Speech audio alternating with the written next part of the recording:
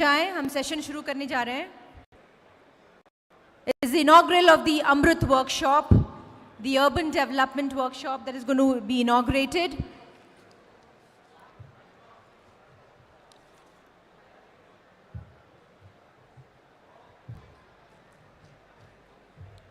We have eminent speakers and there's going to be a presentation.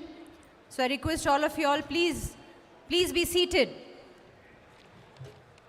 Hall के बाहर ठहरे हुए सभी मेहमानों से, डेलीगेट से निवेदन है कि हॉल के अंदर आ जाएं.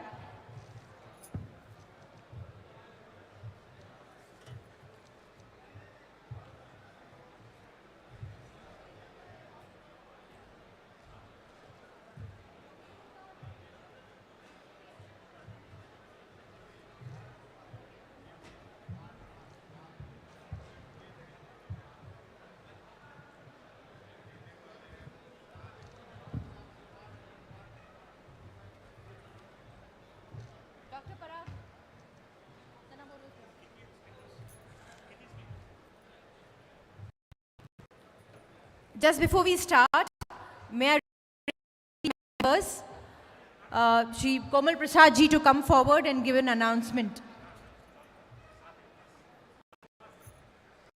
हमारे सर इंदौर के कोमल प्रसाद जी आ रहे हैं. Please be seated.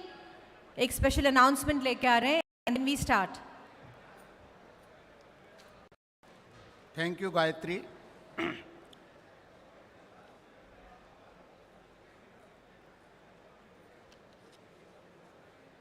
A small announcement is here. All the publications of Indian Water Works Association is available for sale at the entrance gate of exhibition on the stall of IWWA. Further, a book written by Dr. S.V. Dahasahastra is also available at IWWA headquarters stall. The name of the book is Integrated Water Resource Management, Mapping Most Critical Resource of Water, Part 1 and Part 2. Both are available there. Anyone interested, go through this book and they can purchase from the stall. Thank you.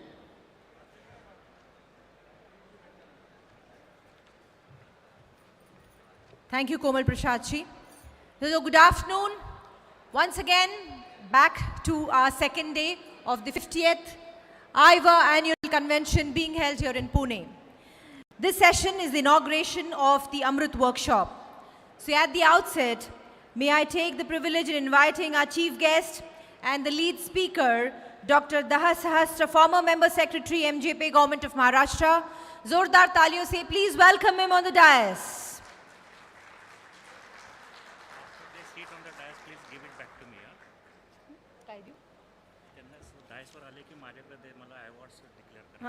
May I now request Shri Sujoy Muzumdar, Wash Specialist UNICEF, New Delhi, India, to please come on the stage and occupy the dais, please.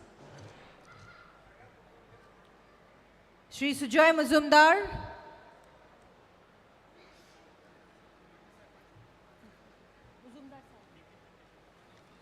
Okay.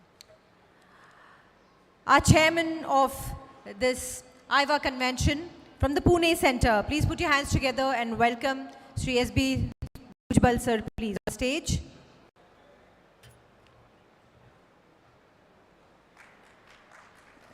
Yeah, Zordar taliyon se please welcome him. And the moderator of this AMRUT workshop, Dr. Parag, Sadgir, Professor, COEP, Technological University, Pune.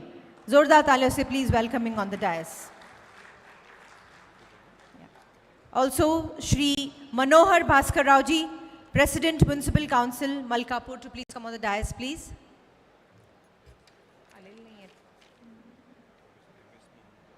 Okay.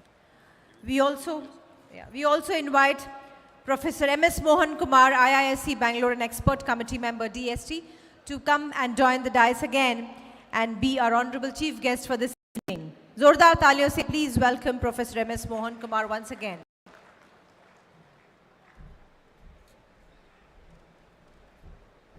presentation of bouquets, I request.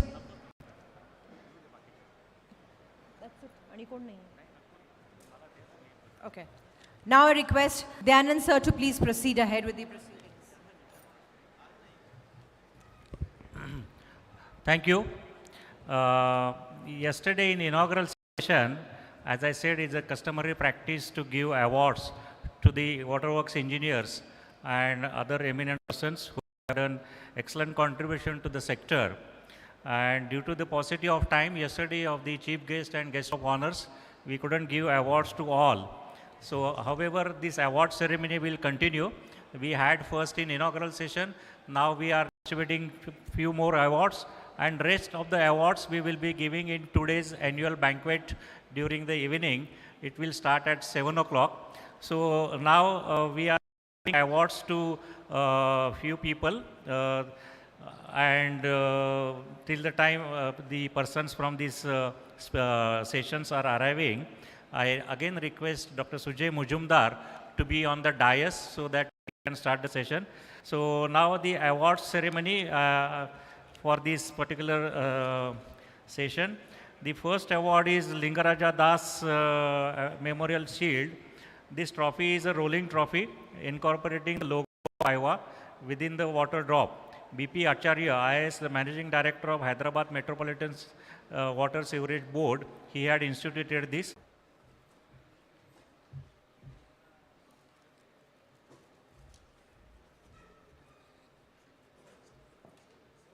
First to Dr. Jayraj Pathak ji and also to Abhay Mahajan ji. Hearty welcome, sir. Go fast.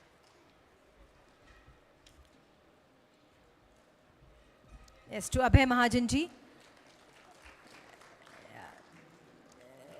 A bouquet of presentation to Shri Sujay Mujumdar ji, UNICEF, New Delhi, India.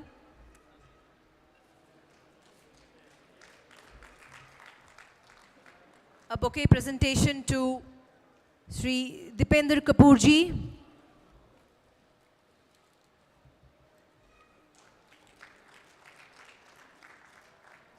A bouquet presentation to Shri Dipender Kapoor, Dr. Bhakta Kabidas ji from Odisha. To Dr. Bhakta Kabidas, Chief Engineer, Commercial Secretary, Government of Odisha. A hearty welcome, sir. A bouquet presentation to Ms. Jigisa Jaiswal, Senior Research Associate.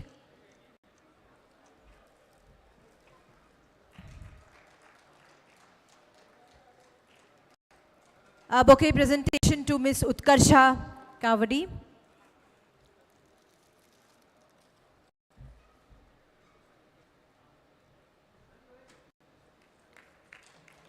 A bouquet presentation to Mr. Dhaval Patil, General Manager, Exand Services Foundation.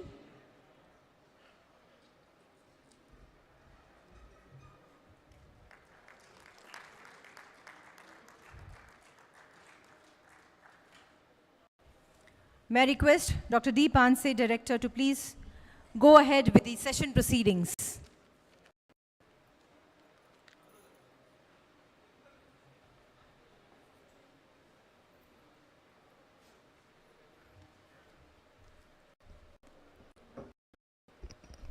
Thank you. I would like to welcome all dignitaries, Dr. Jayraj Pathak, Mr. Abhay Mahajan, Sujay Mujumdar, Dipender Kapoorji, Bhakti Kabidas, Dhaval Patil, Utkarsha Kavadi Madam, Jigisha Jaiswal, and Dipender Kapoor and all for this session on fixed and septage management. And very interestingly, this session and this topic nowadays finds a place in conferences which were used to be heavily dominated with the water issues. So I think our efforts and discussions of this session will definitely encourage the other organizers who will be organizing such events to keep this topic and sessions in more numbers. So without wasting more time, I will hand it to also. She will introduce the topic as well as the how the session will proceed. Thank you very much and expect to have a lively discussion.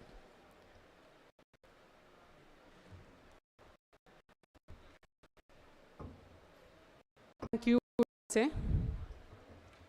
Good evening, everyone.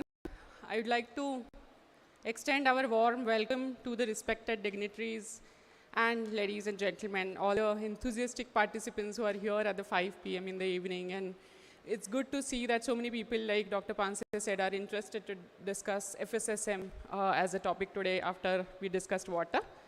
I'd like to welcome all of you to this session on fecal sludge and septage management at the 55th annual. Session is being organized, jointly organized by UNICEF, RCVS of ALSG Mumbai, ESF, and the other partner organizations, which is supported by Maharashtra Urban Wash and Environmental Sanitation Coalition. It's a joint initiative of UNICEF and RCVS.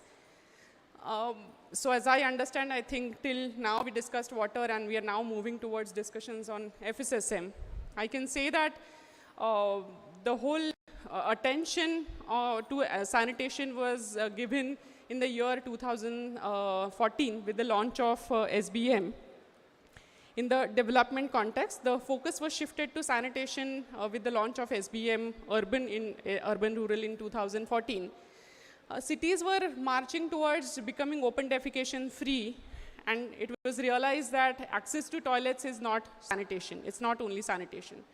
Rather, it is beyond the toilets are flushed, and the next part of value chain is more crucial, and it needs to be addressed. So to address issues related to public health, environmental protection, safety of sanitation workers, what is needed is treatment of fecal sludge. It is safely treated. And so FSSM, it was then studied. So this really triggered some studies in the year, since year 2011-12. And they revealed that at that time, only 32% of the households had connectivity to sewerage network. More than 48% toilets were dependent on on-site sanitation. And so largely, more than 70% of the sewage was just left to flow to the water bodies, making them extremely polluted. So this whole scenario triggered initiative or the FSSM at the national level in India. It initially started in the year 2013 with the launch of septage management. Then was converted into a primer and was launched as a national level policy in the year 2017. So this entire shift from access to toilets to FSSM was also the recent citywide sanitation, citywide inclusive sanitation framework also talks about sanitation and moving towards FSSM with number of aspects that are captured. So at the whole advocacy at the national level since 2013, 16, 17, in the year 2018 itself, there were 19 states who had launched their state level FSSM policies, who had developed their operational guidelines for FSSM. By the year 2021, there were more than 400 FSTPs that were operational in the entire country. So this entire push, many development partners, departments worked in this space on policy, planning, capacity building, implementation sides, and we realized that there needs to be synergy, there need to be collaborations in this space. There have been innovations in the space, not only on the technology front, but also in terms of administrative approaches that the states and the local bodies have adopted for moving towards ODF plus and water plus cities under the framework of SBM 2.0. Like I said, the citywide inclusive sanitation framework also touches upon many aspects on inclusive approach for sanitation, including sustainability, equity, responsibility, accountability, and management aspects of the FSSM. So this whole push towards FSSM and the innovations that are happening in this space, we're going to discuss today some state-level approaches, Odisha and Maharashtra, two of the frontier cities, states that are going to talk about their approaches. We are also going to discuss some local-level innovative models in the space of FSSM discussed here today. So I'm going to stop here and leave it to the dignitaries and the speakers. I'm sure you are more curious to listen to them. So once again, I welcome all of you, and I look forward to interesting discussions on scaling up and sustaining FSSM in India. Thank you.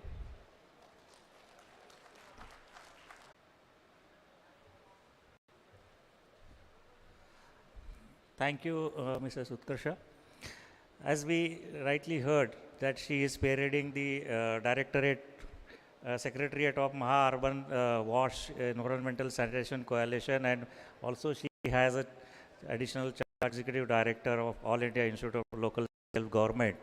So, having the vast experience in the field, thank you for setting the tone. Now, I would request Mr. Sujay Mujumdar to express his thoughts and they give the keynote address on the topic. Mr. Sujay Mujumdar, we have already introduced. He is working as a senior wash specialist at UNICEF Delhi, and he provides technical assistance on sanitation to government efforts on rural sanitation. So, as she said that we would like to hear urban sanitation and rural sanitation linkages. So, very apt person like Sujay Mujumdar, we will definitely like to hear you from you, sir. Yeah, thank you so much, and I've come back again. So, can you put on? Yes, Utkarsha ji, thank you for the introduction, and the history you gave was absolutely apt for the urban side. Let me give you a slight addition on the rural slide. So India, why this is important? Because 65% of the population live in rural areas. So naturally, more fecal sludge is produced in the rural areas. Nobody is thinking about fecal sludge management in the rural areas, at least until now. 2014, the Honorable Prime Minister announced the Swachh Bharat Mission. Actually, when he announced the Swachh Bharat Mission, everybody thought at that time it's a rural program. Why? Because 500 million rural people in India did not have access to toilets. Nobody knew, I think Dipender ji might add when he comes in, about what was the gap in urban. But compared to rural, it was much smaller. And therefore, everybody thought Swachh Bharat Mission matlab Swachh Bharat Mission Gramin. Luckily, I was in the Ministry of Drinking Water and Sanitation at that time. Director Water tha, and they decided to move me and put me Director Sanitation. बोले यार water तो होता रहेगा, पैसा भी नहीं है. अभी माननीय प्रधानमंत्री जी ने 1,40,000 करोड़ स्वच्छ भारत मिशन ग्रामीण लॉन्च किया, गाइडलाइंस बनाना है. तो on we had a joint secretary, sir, Secretary Water at that time. He was there, and there was one Mr. J.S. Mathur from Madhya Pradesh cadre. He was Joint Secretary Sanitation. When the guidelines was written, as a toilet ke andar ghuso, right? It was only much, and then also Vidya Balan, toilet का use करो. कोई ये नहीं बोल रहे हैं कि flush करने पर हम लोग अर्बन एरियाज में टॉयलेट फ्लश करते हैं तो फीकल मैटर जाता कहाँ है. और जैसे मैं थोड़ा अर्लियर सेशन में बोल रहा था कि पानी जो लगेगा water is needed to flush fecal matters from households to the fecal sludge या STPs. I think this is an area that really needs attention, that we need to solve it. Of course, I'm very glad to see EcoSan here. EcoSan tried to solve that problem, but somehow I think acceptance and upscaling is an issue. But I just want to highlight that this is a major issue. The Swachh Bharat Mission guideline ने ये बोला 2 pit toilet बनाइए. 2 pit toilet. The argument is 2 pit होगा तो एक दूसरा pit use करते रहेंगे, खाली करने की जरूरत नहीं पड़ेगी, वो वहीं पे डिकम्पोज होगा. फाइन. बट प्रॉब्लम यह है इंडिया में 2 pit टॉयलेट कोई बनाना नहीं चाहता है. जिसके पास थोड़ा पैसा है, ग्रामीण क्षेत्र का मैं पहले बोलूं, they don't want to build because उनको लगता है ये कच्चा स्ट्रक्चर क्या बनाए. हम तो बनाएंगे टैंक, सेप्टिक टैंक. अब सेप्टिक टैंक है, ये कंटेनर स्ट्रक्चर है. अगर आप राजस्थान जाएं, गुजरात जाएं, राजस्थान के लोग आए हुए हैं, वहाँ पे we have seen 20 feet by 20 feet tanks, which what is idea, जिंदगी में ये ना भरे, हमारा पोता पोती ना, nobody needs to empty, it will go there. धमाका लेटरिन का पता नहीं नाम सुना है कि नहीं, एक गड्ढा है, गड्ढा में आप यूज करें, it will go so much down that it does not have to be filled. ये सब तो ठीक है, मगर इसके आफ्टर इफेक्ट्स अभी दिखने लगे हैं. Deep holes is beginning to contaminate water resources on the ground. The advantage of stopping OD is being have much expertise. We're trying it out with support from partners. Next. So there's one thing I want to talk to you about. This slide I will spend half a minute. Every country has come together to agree on the SDG goals, Sustainable Development Goals, 2030 तक achieve करना है. In that, we have all agreed to provide all our citizens safely managed water and safely managed sanitation. तो water के बारे में मैं बात नहीं करूँगा. Sanitation में उन्होंने दो चीज बताया होना चाहिए. एक तो होना चाहिए, they are defined safely managed sanitation should have improved sanitation facility. Improved मतलब basically ये मान लें कि जो टॉयलेट का गड्ढा है वो closed है और it is not accessible to humans or to animals or to flies. It should be closed. That is improved. But in addition to that, दो और point उन्होंने बोला है. पहला, it is not shared with other households. The toilet should not be shared. Unfortunately, in India, even though we have 100% access to rural, almost, and almost 100% access to urban, there is still a large percentage of population, 10 to 15%, which share toilets. Whether it's in community toilet or it is in rural areas. बहुत सारे states में बिहार के बारे में बोल सकता हूँ. उन्होंने क्या किया है, टॉयलेट का 2-3 लेट्रिन का वहाँ पे कॉम्प्लेक्स बना दिया है और एक मोहल्ले में 10-15 घरों को उसका चाबी दे दिया है कि आप 15 परिवार इसको यूज़ करें. चल रहा है, कोई प्रॉब्लम नहीं है, मगर सेफली मैनेज सैनिटेशन में डेफिनेशन में नहीं आता. So that is one point. The other point which is the more important point, जो फीकल स्लज है उसका मैनेजमेंट इन सीटू, मतलब अंदर ही अंदर हो जाए और खाली ना करना पड़े. 2 पिट अगर है तो वो होता है, और जहाँ 2 पिट नहीं है वहाँ पे उसको खाली करना चाहिए, ट्रांसपोर्ट करना चाहिए और प्रॉपरली ट्रीट करना चाहिए ऑफ साइट कहीं दूर जाके. आप लोगों ने बहुत वीडियो देखा है अर्बन रूरल में कि प्राइवेट ट्रक ऑपरेटर्स हैं, वो लोग खाली करते हैं और जाके नाले में, वाटर बॉडी में, खेत के किनारे फेंकते हैं, जो मोस्ट डेंजरस है. वो इसमें नहीं आएगा. तो ये जो ऑफ साइट में जाके फेंकेंगे, ये कहाँ फेंकेंगे? तो you have large scale STPs, जो अब सीवेज ट्रीटमेंट, जो मैं बता रहा था अभी लास्ट सेशन में, या तो आप सीवेज नेटवर्क बनाइए, जो ग्रामीण क्षेत्र में तो पॉसिबल है ही नहीं क्योंकि दूर दूर घर है, इतना कॉस्टली हो जाएगा. और बहुत सारे अर्बन लोकेलिटीज़ में भी बहुत मुश्किल है. अभी मैं पीतमपुर गया था. पीतमपुर एक इंदौर के पास छोटा सा अर्बन लोकल बॉडी है विथ 1 लाख पॉपुलेशन. उनके सीवेज प्लान बना है STP and the cost is coming to 205 crore. तो अगर 1 लाख पॉपुलेशन में 200 करोड़ लगेगा, तब तो हम सोचे कि हमारे जो अर्बन बॉडीज है उसको करने में कितने वक्त लगेंगे. बट ये जो, तो व्हाट इज द सोल्यूशन? और एक और चीज मैं बोलूं कि हमने टॉयलेट तो बना दिए हैं, access is close to 100%, 95 to 100, मगर सैनिटेशन के इंडिकेटर्स के रूप में अगर देखेंगे तो आज के तारीख में इंडिया का safely manage sanitation is only 54%. 54%. The state of Maharashtra will be slightly higher, I guess, maybe in the 60s. But why is this? Because septic tanks इतने सारे हैं, वो खाली करने में जो व्यवस्था होनी चाहिए वो पर्याप्त व्यवस्था अभी नहीं बना. तो वो कैसे बनेगा? I think that is the challenge. It is a technology challenge, it is a financial challenge, and it is a management challenge. So this is just a diagram to say that toilets को क्या करना क्या है फिर. या तो आप flush करके पूरा 1 नेटवर्क बिछा दीजिए, अदरवाइज उसको कंटेनमेंट गड्ढे में डालिए, ट्रक लाइए, ट्रक से खाली कीजिए, और ट्रीटमेंट प्लांट छोटा हो सकता है, बड़ा हो सकता है, लेके, और उसका जो प्रोडक्ट है, आपने अक्षय कुमार का ऐड देखा होगा, वो सोना खाद की बात करते हैं, जो पिट का खाद, उसको कन्वर्ट करके उसको उपयोग कीजिए। उसमें अभी भी बहुत दूर है, हम लोग मेंटल ब्लॉक्स को दूर करने पड़ेंगे, मगर ये व्यवस्था स्थापित करने का हम लोगों को अरेंजमेंट करना पड़ेगा।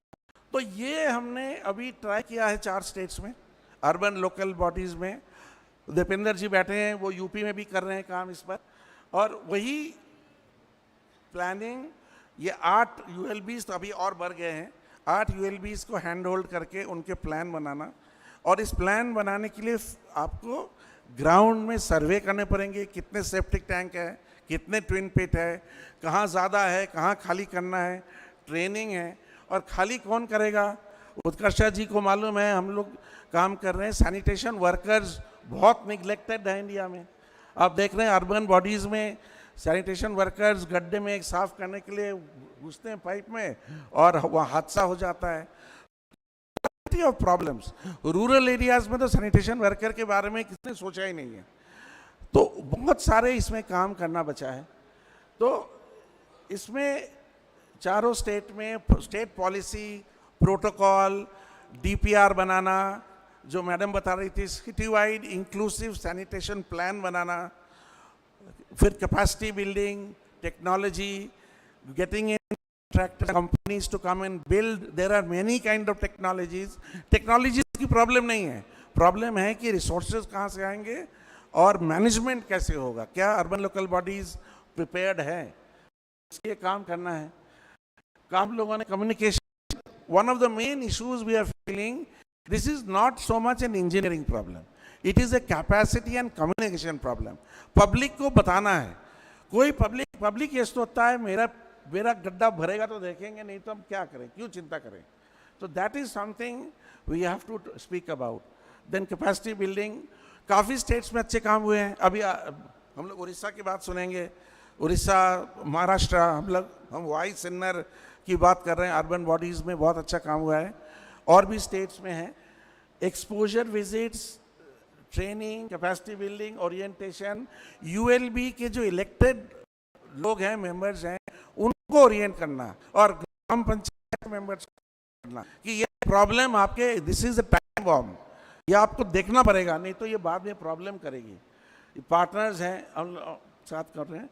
विजिट्स की बात, capacity buildings. So what we are trying to say, ये मैं बस एक स्लाइड, फिर बंद हो गया चलाना, एक स्लाइड मैं दिखाना चाह रहा था महाजन साहब को, सर को।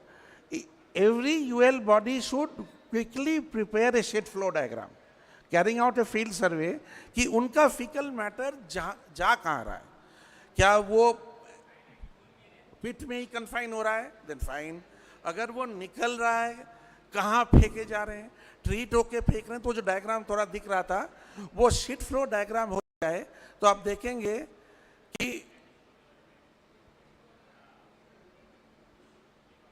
sorry, I just want to show the sheet problem है।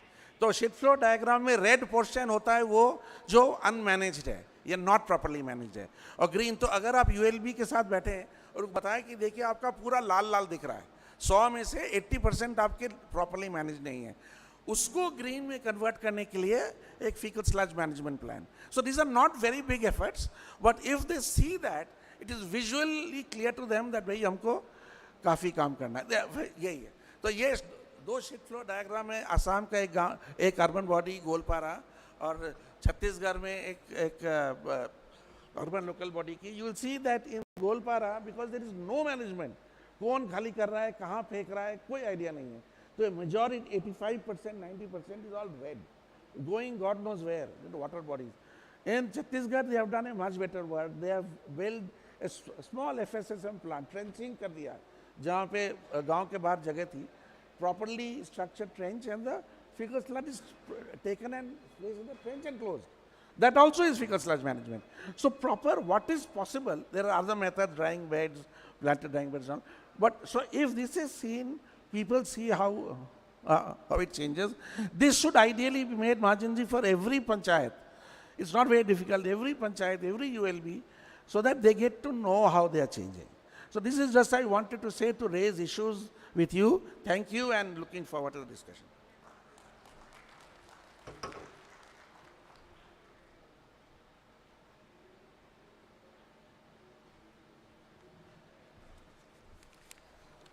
Thank you, Mujumdar sir, for also introducing to all the delegates here another new powerful tool like sheet flow diagram.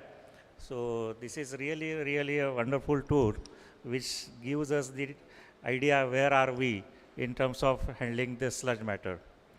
Now I'll request Dr. Jairaj Phatak, retired IAS officer. Dr. Jairaj Phatak is 1978 batch. He has pursued his Master of Science from the Department of Physics, IIT Mumbai. He obtained a postgraduate degree from Harvard University. He pursued his doctorate in management from the University of Mumbai and then served as a municipal commissioner of Mumbai Municipal Corporation. He had various prestigious positions at secretarial level. Currently, he is associated as Director General with All India Institute of Local Self-Government, and he has long association with AILSG and has an extensive experience in urban sector. Please, sir.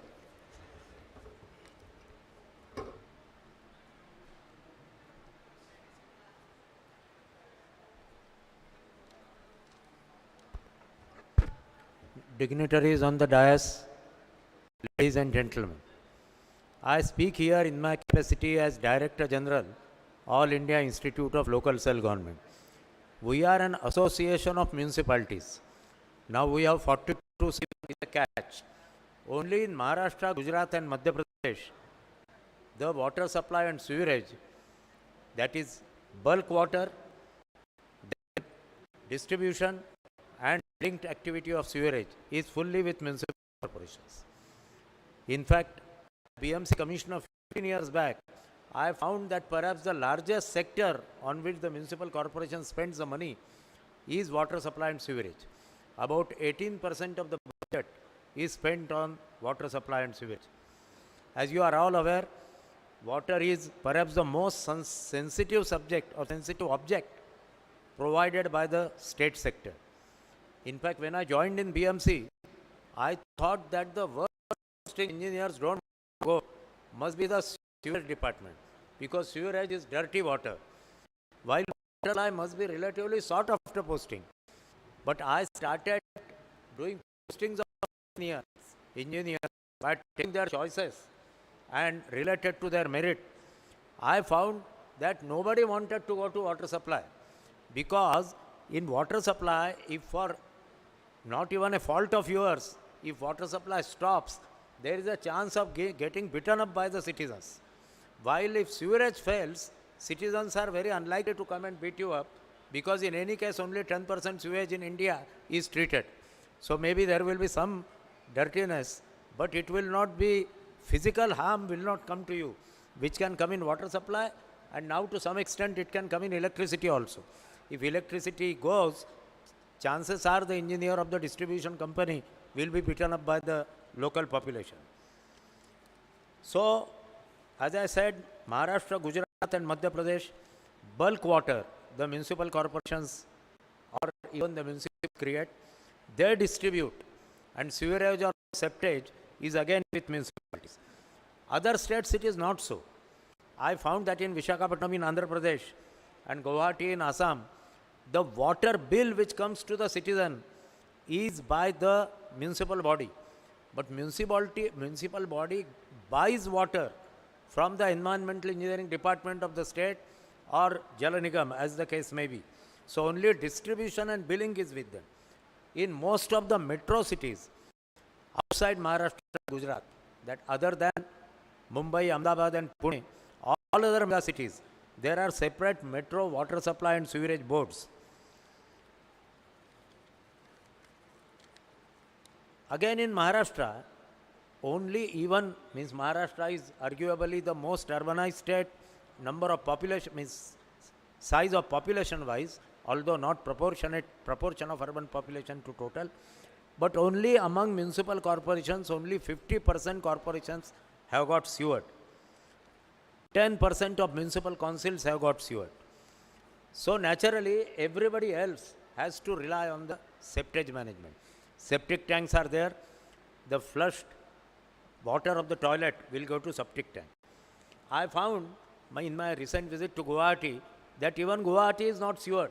In fact, I was told that the likelihood of earthquake is one of the reasons that they are expecting that even the sewerage structures will get damaged. I don't know, but even a big city, it is almost more than a 1 million population city now, it is not sewer. So septic tank is the answer in the current economy of India. So septage management, as long as I was in service till 2015, I don't remember that there was any centrally sponsored scheme for septage management.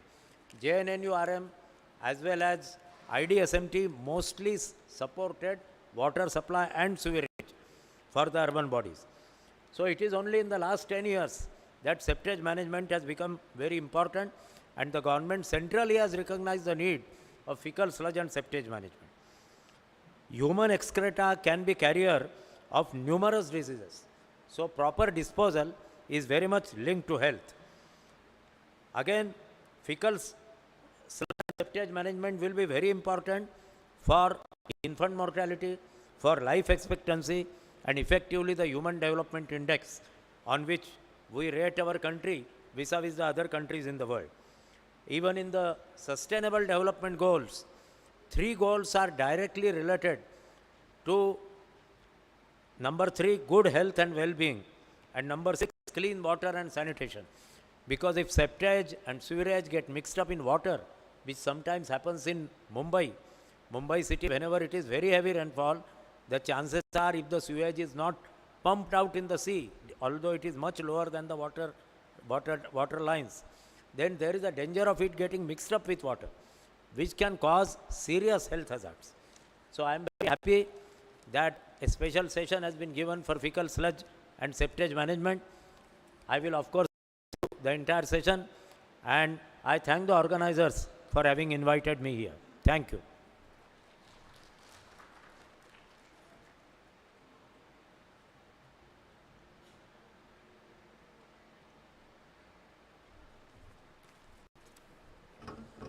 Thank you, sir. I am very happy to inform that all the speakers here and the honorary guests, they have come exclusively for this session. So, very much thankful. Now, I would like to invite Mr. Abhay Mahajan, who is IAS officer of 2007 batch. He is alumnus of Civil Engineering of Vishvesvaraya Regional College of Engineering, Nagpur. And he has formerly also held various prestigious positions as he worked in Water Supply and Sanitation Department as Joint Secretary, also as a Joint Mission Director, Swachh Bharat Mission Gramin for Maharashtra government, handled charge of Member Secretary of Maharashtra Jivan Pradhikaran, and also handled charge of Commissioner of Groundwater Surveys and Development Agencies. Prior to this, he has worked as a Collector of Ahmednagar, Commissioner of Manarega, and of Maharashtra State, and Commissioner of Municipal Corporation of Parbhani. So I request you, sir, to enlighten us with your views.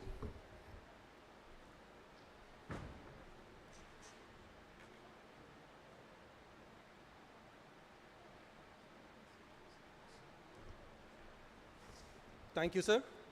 A very warm good evening to you all, and namaste.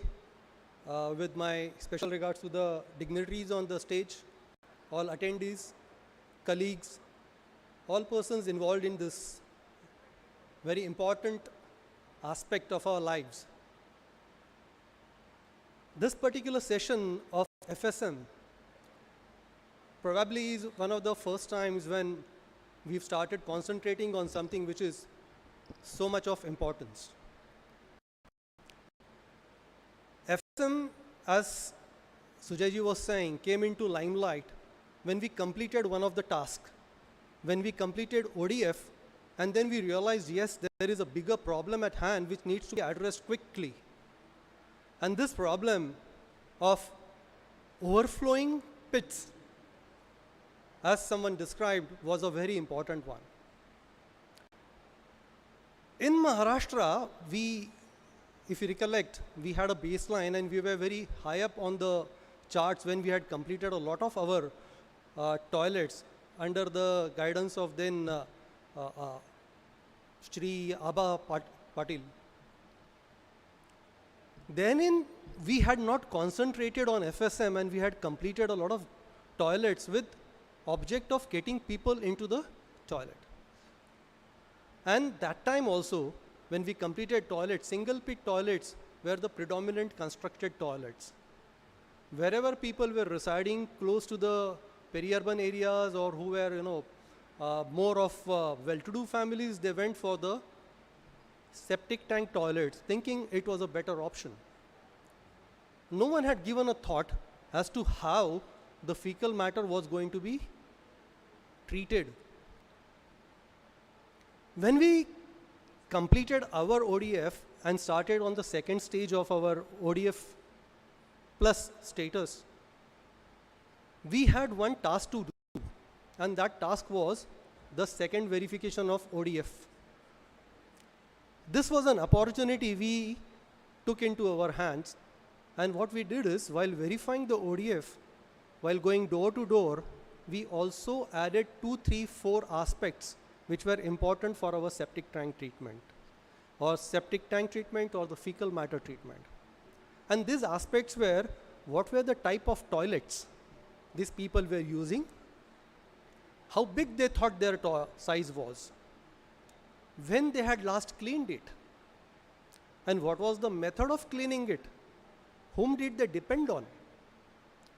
These all aspects were the important aspects which you need for the developing a policy, a plan, which Sujayji was saying.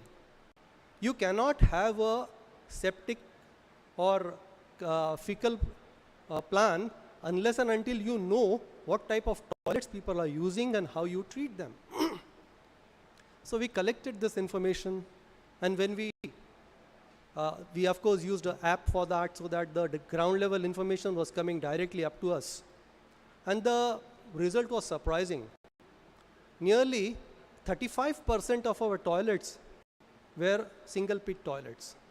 Nearly 22% of our toilets were having septic tank toilets. And of course, I am speaking of rural India, rural Maharashtra rather. So more than 55 to 60% of our toilets were toilets wherein we had real issues. We had fecal matter which was getting accumulated, which was not getting treated, because of course there was no treatment in the state of Maharashtra. So how do you address this? In fact, I'm coming to this part more particularly because in the urban areas we have some organizations, some processes which take place. But in rural India, rural Maharashtra, there is nothing. And one of the basic thing which we found was what Sujay spoke of, in situ treatment is the one of the basic thing which can be accomplished easily, quickly, and with a better result. And that in situ treatment will come only when we convert single pit toilet to the twin pit toilets. So we took the easy part. Once having identified what was happening, how many toilets were single pit toilets, and whoever targets, we circulated the list to our districts. And we, of course, there are 15th Finance Commission funds. We wanted them to use them with, of course, the approval of the Gram Sabha for converting these toilets. So that was our first stage, how we started addressing our fecal matter.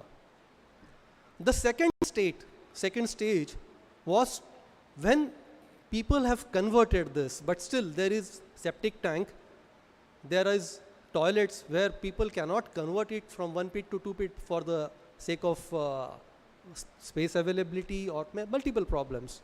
What do you do? When the matter is less, we wanted it like the policy of Government of India said, ki you have to have the trenches. So we started constructing trenches in the villages with less than 500 population. Why 500 population? Because as we see, 30% is, or 40%, 50% is the population which would require the evacuation, and that can be easily addressed within the local areas. But we struck a very important and very difficult issue there. The issue was, although we are giving them the trenches, who is going to evacuate? Currently, the laws are such the person is not supposed to be used. A manpower, manual evacuation is not allowed and cannot be done. And there is no establishment in those areas. And that's where we said, ki, no, we need to give the names of the people of the nearby municipal corporations to these people, so that he can be called on a person day basis, wherein he will have enough evacuation and can be taken it to the treatment.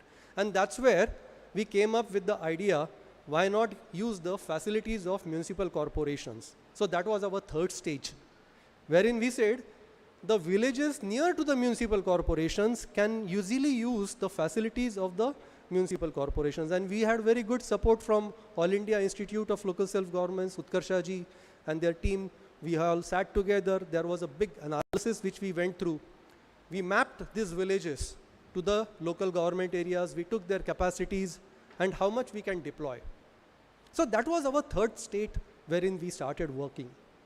And now, in fact, in Pune, there are two blocks wherein they are at a very advanced stage of decision making. The plan has been given to the Gram Panchayats. The Gram Panchayats have cumulatively put their money. They are going to get the services of the municipal corporation. They are going to pay $1,000, $1,200 for evacuation. And this will quickly start. This was our third stage. And I'm happy to say that we are, we've identified 1,200 villages who would be benefited from this. And that will happen. Finally, the elephant in the house is the bigger villages. These bigger villages having population more than maybe 500, 5,000, 10,000, and there is no established vehicles management therein. This is where we are lagging behind. Let me accept that. But there are 3-4 very good technologies which are getting used. There are 3-4 pilots which are working out. One is in Ratnagiri, where we have a pilot of tiger worm culture, which is happening in Satara. These pilots are for the cluster, wherein we are going to the stage wherein we will be having a fecal treatment plant, fecal/treatment plant, which will collect from the nearby villages. This will be specifically for the blocks. And again, the major problem is going to be the collection and the evacuation, then bringing it up and treating. So it will be having 2-3 layers. On this, I will be able to elaborate more once our pilot, which is expected to go online this month. It was to go online, but because of the elections, we could not start it. And that will start, maybe the elections are over, and we will have many more things to share and develop onto that. So this is my experience of Maharashtra using the fecal/management as a tool for a better living. Like sir said, we need to go to the SDGs and address them from a different perspective also. And Maharashtra government is doing these things. I think I will wrap up here so that we can go to the better discussion part. Thank you very much. Good day.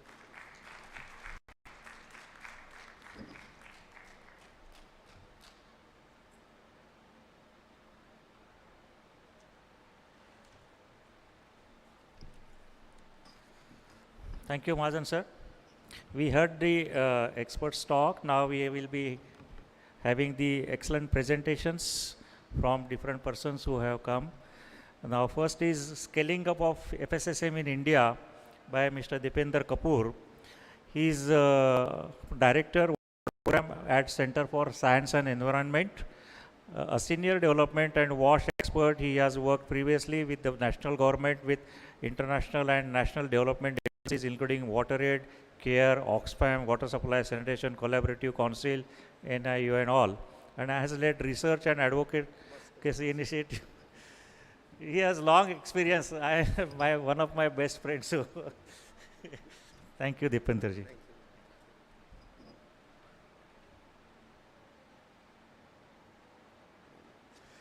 Good evening. I am presenting on behalf of Center for Science and Environment, my experience and also the experience broadly on upscaling. So I would have liked to also present after the Odisha case and after any Maharashtra case, which the other colleagues are presenting, because the topic of my presentation is upscaling. So it actually draws on the lessons of others. And it's not a long presentation because at CSC we do more of research, advocacy, analysis. We don't implement projects. But yes, CSC did implement this one project on FSM in UP. So in UP, we were actually was the first project which CSC implemented, one fecal sludge treatment plant and one co-treatment plant. So what I'm presenting here is broadly an experience of some considerations for upscaling and why we also need to now move towards this concept of water sensitive cities. So it is actually in two parts. The one is on the experience of upscaling and some of the issues there. And from this dais, I would of course like to acknowledge all the friends and colleagues here. For example, with Saniverse and ESF, EcoSan Services Foundation, a lot of the work which I was involved with at NIUA and also now with CSC, they have been our partners in developing the capacity building modules and technology assistance. And of course, AILST Utkarsha was one of our partners in Rajasthan and also elsewhere in conducting capacity building trainings. So I would also like to just thank them for their support. So my presentation basically is not a technical presentation. When we are talking of scaling up YFSM, I will not present much because Sujoy has presented. How to scale up experience of Odisha I am presenting, and I'll be very happy to be corrected if I present it wrong. How not to scale up is also important because this was something which was new, which was being done. Role that non-state organizations like AILST is still very much government, but CSC or private sector or EcoSan services, what role can we play in this? So because scaling up is through the government, and you know what role can others play is also part of my mandate from CSC. So this was the diagram which Sujoy was presenting on the shift flow diagram, and this is on 2011. So I don't need to explain the diagram, but this is on the urban sanitation. So like Sujoy was saying, it shows where the what sanitation systems are. It doesn't tell the volumes, it tells the broader picture of the household-based septage generation.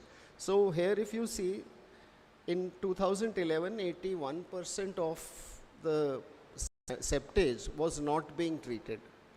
So this diagram shows how much was being treated, only 19%. And now with the success of the ODF campaign, if you remove that last 9%, you know, still, you know, it would be about 70% or more it could be, which is not treated. Because as everyone is saying, toilets banane se to treatment ho nahi jata hai. Even if we assume wo ho jata hai, still the figure is quite alarming. So how to scale up? We all come from the water utilities and private water service providers and technical agencies and even organizations like CSC. We all look at upscaling from either a technology perspective or a funding perspective. So I just listed down some of these things which are important for scaling. So normally we stop by saying policy aa gaya, program aa gaya, funding aa gaya, technology is there, now it's scaled up. But the rest of these issues are very important, all these which are about contracting, O&M, desludging, of FSTP operations itself. O&M contract बनने से तो operations नहीं हो जाते. So sustainability of FSTP operations and leading towards inclusive sanitation. So it is assumed कि जब fecal sludge को हम treat करेंगे, septage को treat करेंगे, so those people who are not connected to sewers will benefit. एक simple assumption है कि central part of the cities, जैसे cities के 3 parts होते थे normally after independence. एक part होता था old part of the town, जैसे पुणे का है, दिल्ली का है, फिर एक पार्ट होता था कैंटोनमेंट बोर्ड होता था, और एक पार्ट होता था न्यू टाउन। अब टाउन्स और एक्सपैंड कर गए हैं, सो उसमें जो लोग बाहर थे उनके लिए सीवरेज नहीं होता था, जो कैंटोनमेंट बोर्ड या new part of the town में ही सीवरेज होता था। सो this is, it is not कि अगर आपने सेप्टेज सर्विसेज प्रोवाइड कर दी तो सबको सेप्टेज सर्विसेज मिल रही हैं, ऐसा भी नहीं है। तो this is all part of scaling up. So मैं उसी पर्सपेक्टिव में प्रेजेंट कर रहा हूँ, not getting into the details. Now this is the Odisha experience actually, and I have taken it from Mr. Sahu, who was perhaps the predecessor of sir sitting here. So what is important is not the details, what is presented here.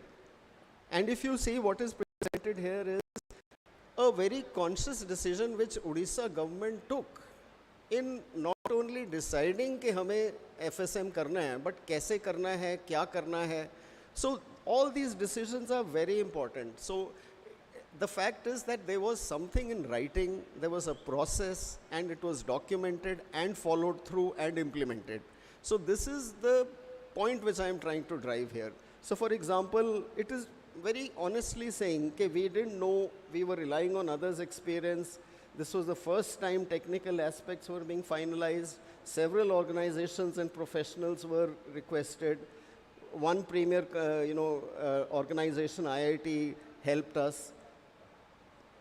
And then, then it came to technology options. So how did we decide the technology options? We actually, our condition was the cost should be least, and O&M should be a major criteria.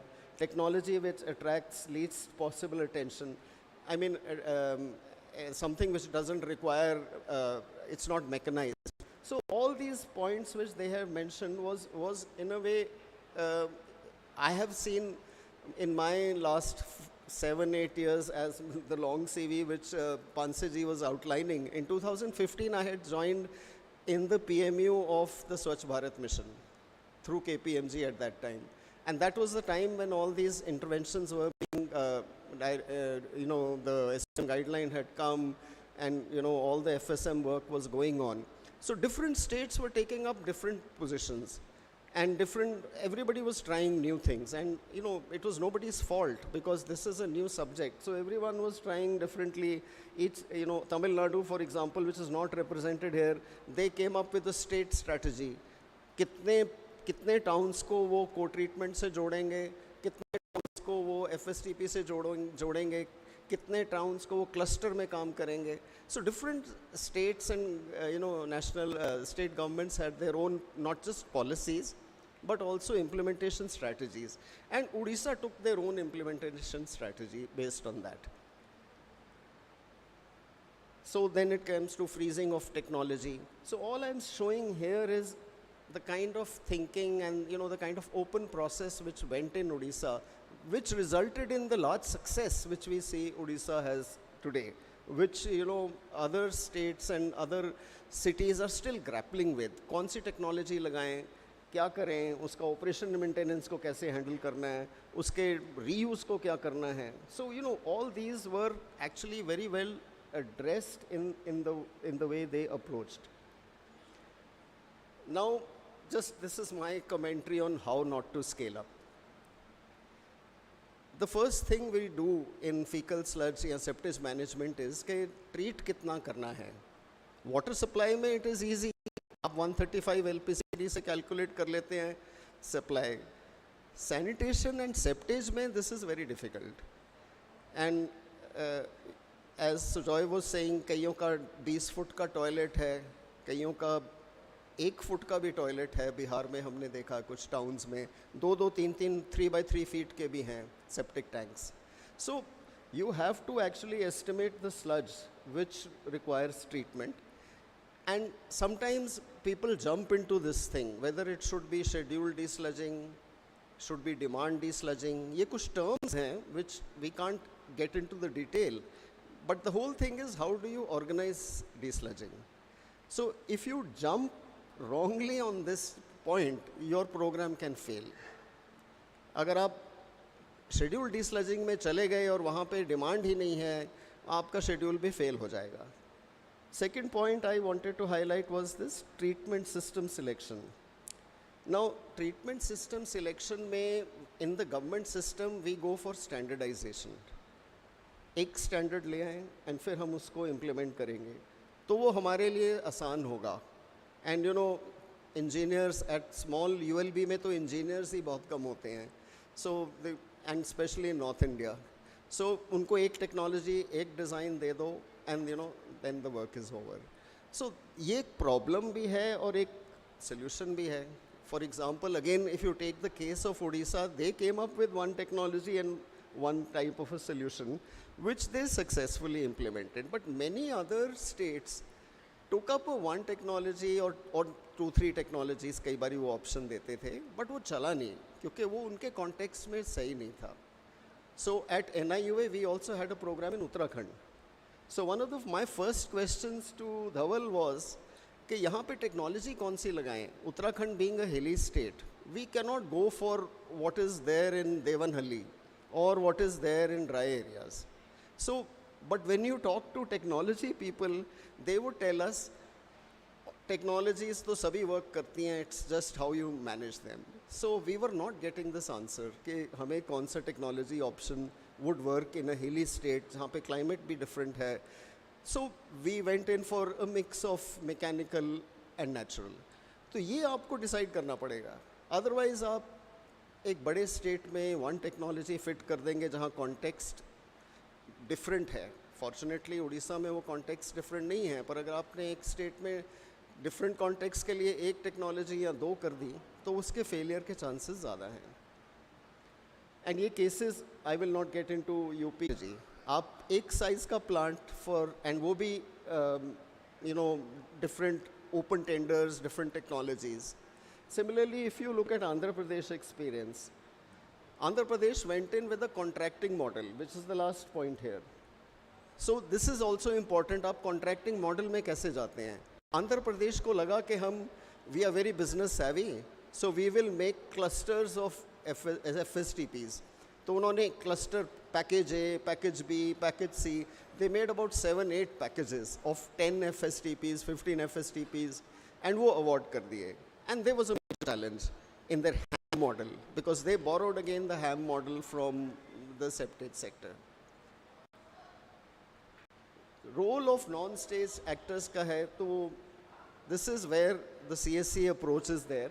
So we move ahead from policy planning, treatment system designings to norms and bylaws. उस पे हमारा focus ज़्यादा है. How to support the state in UP to develop norms and bylaws, reuse of treated water and biosolids, capacity building, advocacy research तो हमारा रहता ही है. Conceptual understanding के ऊपर हमारा काफ़ी फोकस रहता है because in CSC we believe in as a water cycle and nutrient cycle, you know, economics of cycling we believe in. तो हमारा वो focus रहता है. And last हमारा framework of analysis रहता है. So CSC programs में we look at supporting these missions. We also work as an advocacy body, as a credible independent voice. CSC is implementing a project in UP, but that phase is coming to an end. But we do comment on what is happening elsewhere. And हमारा एक UP में eight the moment 59 towns हैं in UP. And that's a big thing because UP nation wise the largest states, number of towns भी हैं. At the moment there are about 750 urban local bodies in UP. So there if you can make a dent, it really makes a difference. So that is where we are working on. And just the second part, एक मैंने बोला था एक water sensitive cities का एक short मैं exposition ही देना चाहता था. I wanted to use this opportunity with technical people who may not be aware of these terms. So एक फ्रेमिंग कॉन्सेप्ट है. Why water sensitive cities? Because FSM से सब सोल्यूशन नहीं होगा, हमें एक वाटर पे जाना ही पड़ेगा फाइनली. ये मेरा भी मानना है और आप लोग भी मेरे को विश्वास है कि इससे सहमत होंगे. तो एक डिफरेंट टर्मिनोलॉजीज़ यूज़ की गई हैं. Green infrastructure, water sensitive designing and planning, sustainable urban drainage systems. तो ये एक अप्रोचेज़ हैं. अब इसमें प्रॉब्लम क्या है या इसका हल क्या है, मैं सिर्फ 2-3 स्लाइड्स में ये प्रेजेंट कर रहा था.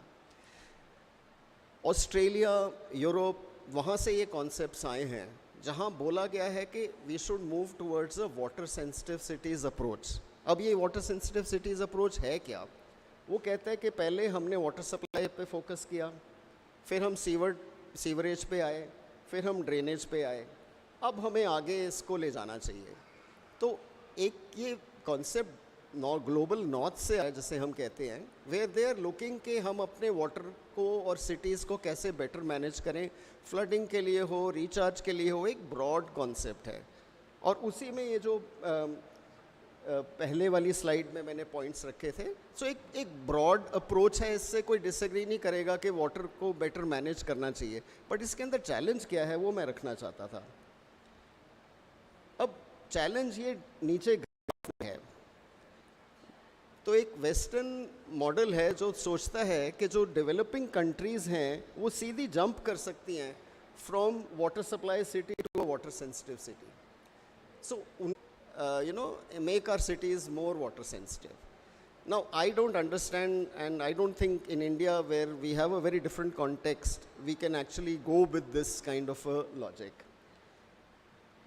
So, in CSC, this is how we are trying to define कि global south water sensitive city का concept should be firmly based on इसमें leapfrogging possible नहीं है। आप जो हमारे स्लम एरिया है या अनऑथराइज्ड हैं या पेरी अर्बन एरियाज़ हैं, अगर उसको आप छोड़ के वहाँ पे सिस्टम्स नहीं प्रोवाइड करोगे, आप वाटर सेंसिटिव सिटी नहीं बन सकते। क्लाइमेट चेंज का इम्पैक्ट दोनों को पड़ता है, पर इनफॉर्मल सिटीज़ पे उसका इम्पैक्ट ज़्यादा है, एंड अर्बन प्लानिंग की ज़रूरत है।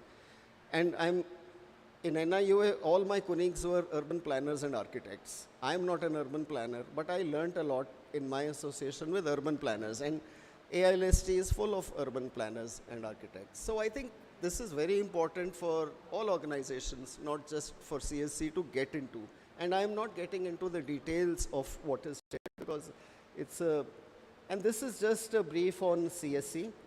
So CSC के कई programs हैं, and water and wastewater sanitation is just one of our programs. इसके अलावा industry है, pollution है, air quality, climate change, वो सारे programs हैं। ये कुछ CSC का recognition and awards है, 80s में establish हुई थी, और हमारा जो water program है is rural, urban and an FSM lab. These are some of the publications of CSC which have been from water to wastewater and to water sensitive cities. So you can see Dying Wisdom was the first book on rural water issues. जो हमारा traditional systems थे, नाड़ी, टंका वगैरह के, और फिर हमने धीरे धीरे, जैसे इंडिया भी अर्बनाइज हुआ, CSC का भी काफ़ी काम अर्बन पे शिफ्ट हो गया है। और ये एक हमारा लैब है, एक ट्रेनिंग कैंपस है। So that is all. Thank you.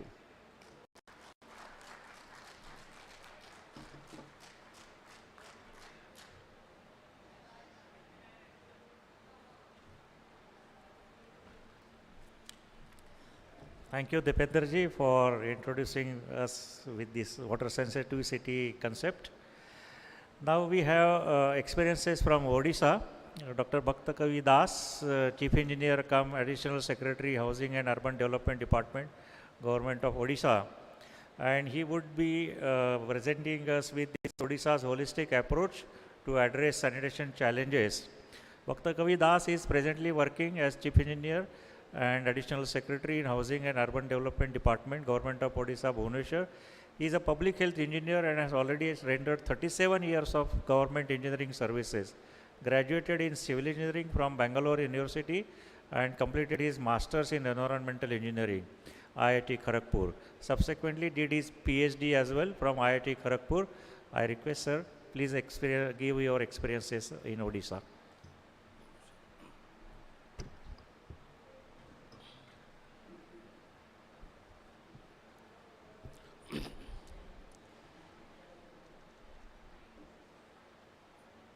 Thank you,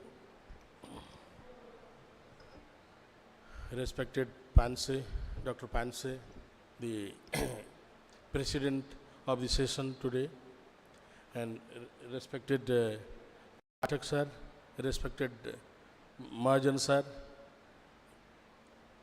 and my uh, co-speakers, resource persons on the dais, and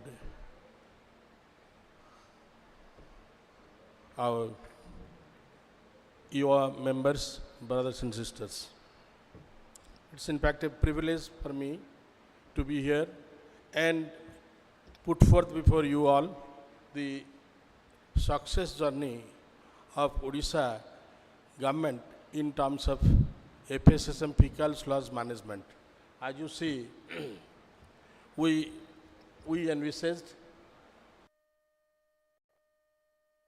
then sustainable, inclusive, decentralized, community-led fecal sludge septic management in Odisha, and it has got a impact on it. The essentiality of this FSSM, I will not dwell upon much because all of us know why such kind of septic management came in and how exactly we have burnt our fingers regarding implementing the conventional sewage system, even in Odisha concept, in Bhubaneswar, Puri and Cuttack towns, 3 coastal towns, and it was all cost prohibitive, but more than that, very time consuming. Decades we have spent, but we could not get a holistic approach of centralized sewage system. Now, of late, when Government of India thought of the decentralized system and septic system came in, of course, it is not the right substitute for sewage, because sewage system is sewage. It has got 2 components, solage and sewage. The only black water in system, that is sewage, we take care of in FSSM system, which we are going to do, which we will be dealing with. But regarding the grey water, the kitchen waste and others, those things has no substitute. It has to go through some sort of sewage system or economic way or whatever it may be. But to match with the mandate of the Honorable NGT, we were forced to adopt some decentralized, quick result by low-hanging fruit, we call it, and that is the implementation of FSSM in Odisha concept. In Odisha, we have got, as all of you know, 30 districts, around 115 ULBs. And this particular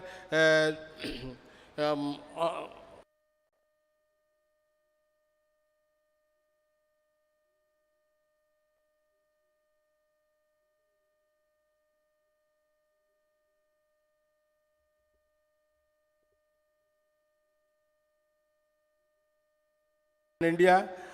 Besides that, there is what corporations like my predecessor, Mr. Chinmay Tripathi has introduced, and also what supply and storage board, so different entities are there. Now, in this FSSM journey, what has happened?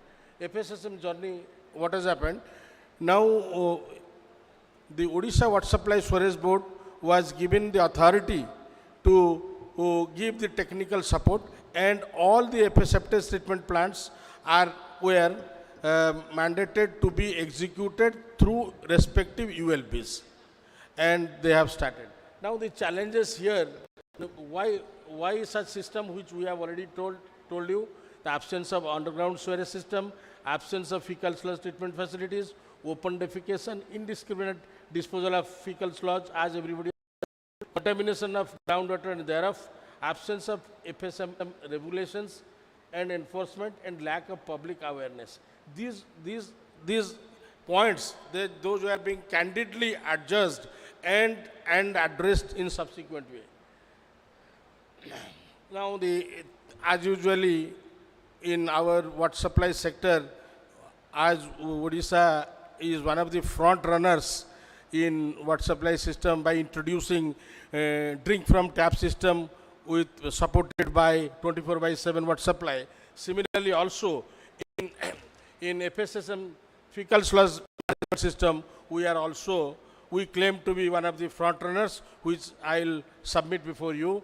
Now, here the change, we have adopted decentralized, non-sewered, low technology, cost-effective, and community-led solutions. These are our preamble of principle. Now, after that, the creation of FSSM infrastructures like IHHL, community toilets, public toilets, cesspool vehicles, as usually the SCTPs by separate treatment plants were also envisaged in our program. The biggest challenge to make it full sustainable and inclusive, you see the partnership with Mission Shakti, women and transgender collectives across the FSSM value chain. That is the one of the key points where exactly it has been adopted in Odisha context. Then the fourth one, formulation and enforcement of model FSSM regulations. That is also another key point. Like every time many people, many government, they used to think up. But you know, there were no regulations. There was no policy for exactly how to control or monitor the FSSMs. So a regulation was brought out and it was mandated, and government order in H&D department has been published, which has been adopted by all the municipalities. So that has given the most impetus to the mission. Parallelly, public awareness, behavioral change, and capacity building. As usually, we partnered with many organizations, even with WAS, All India Institute of Local Self-Government, and they also came in, and these are the steps of changes which we adopted. This is a value chain, need not to be introduced, so all of us knew about this. Now, the journey in Odisha in short, you see in 2015, only one operational STP was there in the state. Only 2% of urban fecal sludge were treated. That is what I was telling. It was confined to Bhubaneswar Municipal Corporation and to partly in Cuttack and partly in Puri. So altogether, in urban sector, 2% of the sewage, those were being tackled in 2015. Then in 2016, the partnership with BMJF and CPR, 2 pilot SCTPs were constructed in Dhenkanal and Ye. So there also we have started, and later on AMRUT came in and we are the front runners, and we converted those things and converged with AMRUT. Then 9 SCTPs were done then.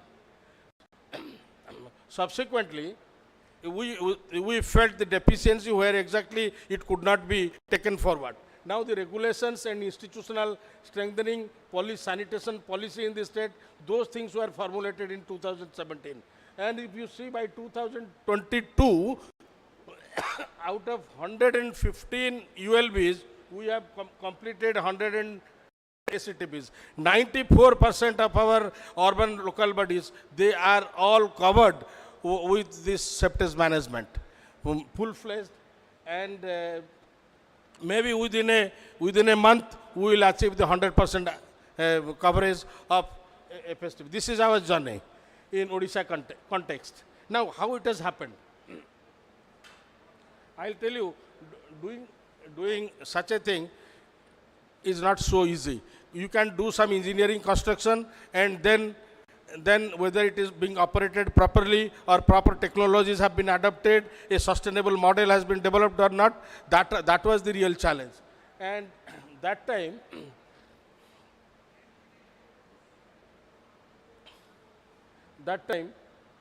in between, in 2018, as I told you, the regulations came in, and they are exactly the loophole points, how exactly who is supposed to use the cesspool emptier, and how exactly it has to be tracked. Suppose somebody flouts, then what is the amount of penalty? Unless and until there will be a regulation, now that will be challengeable in the court. Such things, initially we did it, means the government has done it. Then after that, parallelly, the actions were taken, and we got a quick result within 5 years. The reason being, as Mr. Kapoor was pointing out, you see, we have never dwelt upon this on the selection of technologies. We have gone for low technology, that is anaerobic baffle type filter followed with DWAT.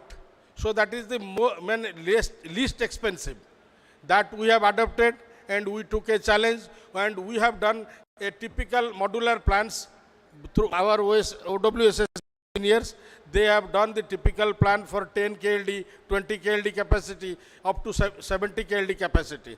And the cluster-wise approach with cluster-wise tenders were floated, and tenders were awarded, and for one cluster comprising of say 5 or 6 ULBs, and thereafter the work started.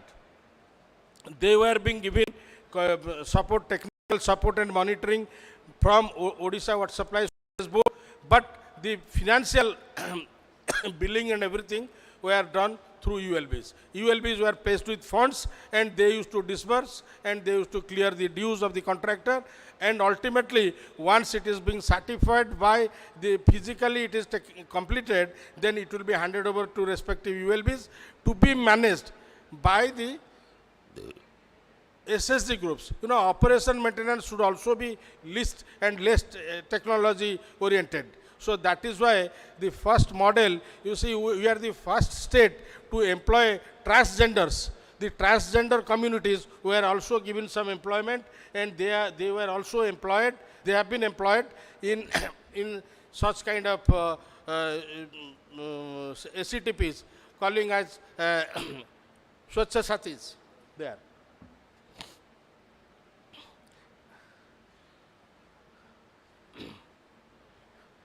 And already I have told regarding the technology selections, such kind already we have done. And this is a picture, typical picture. In 100 SCTPs, such kind of structures have already been constructed.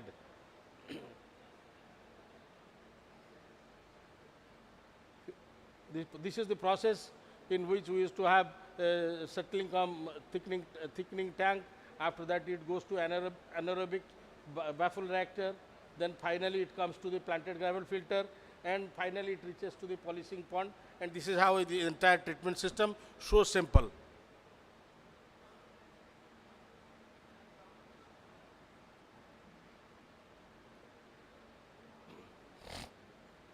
Process flow of the flow diagram of the septic treatment, it is as I have told you.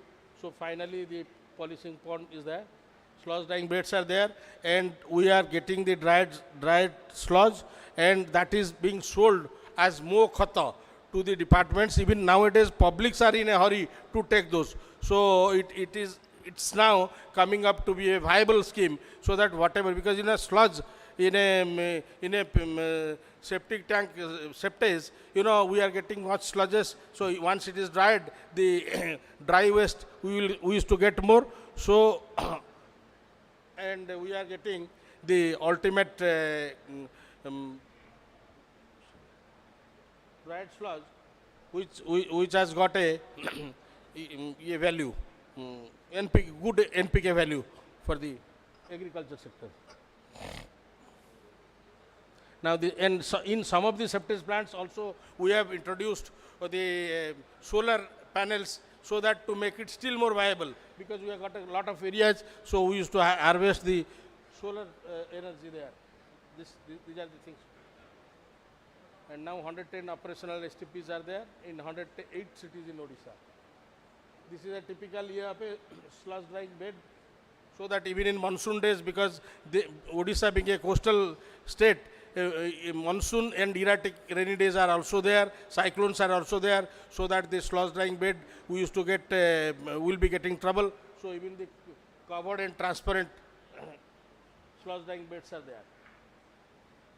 You see the, so with all safety rules.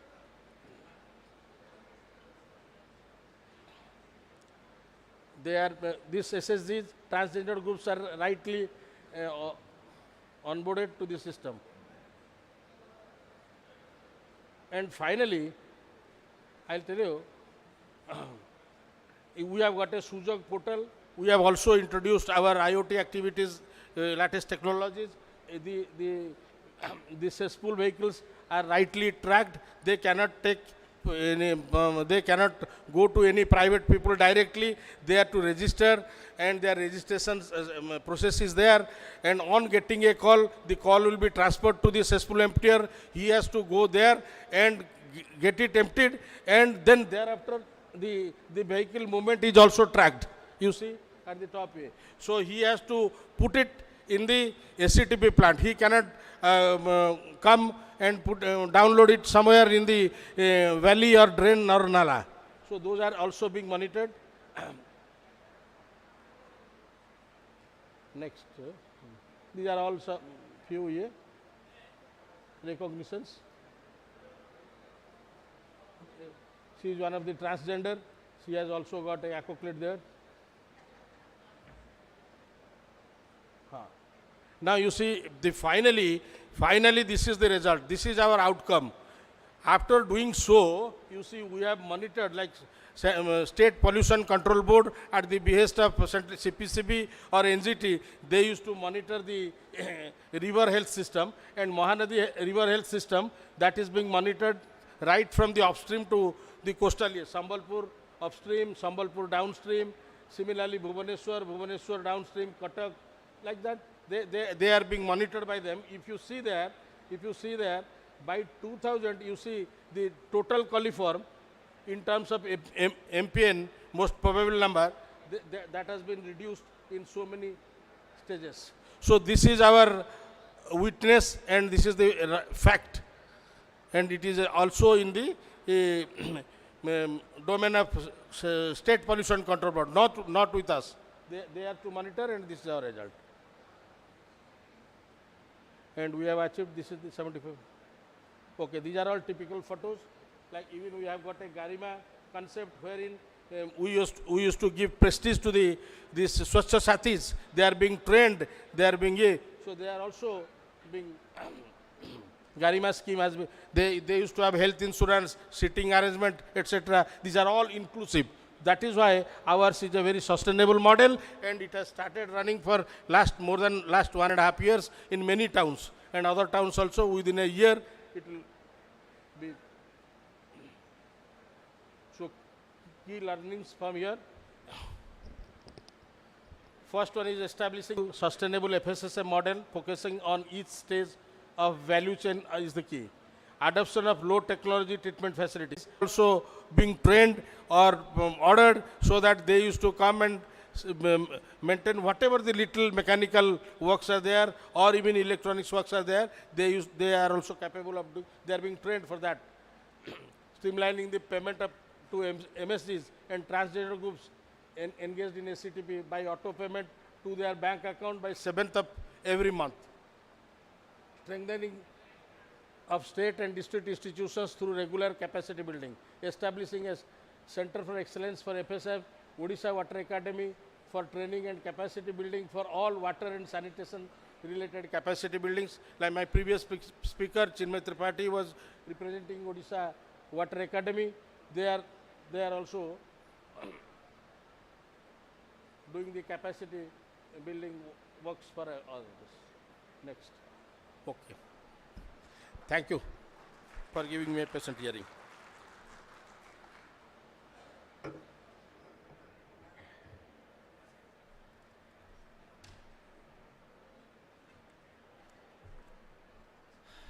Thank you, Dr. Das, for the inspiring story from Odisha.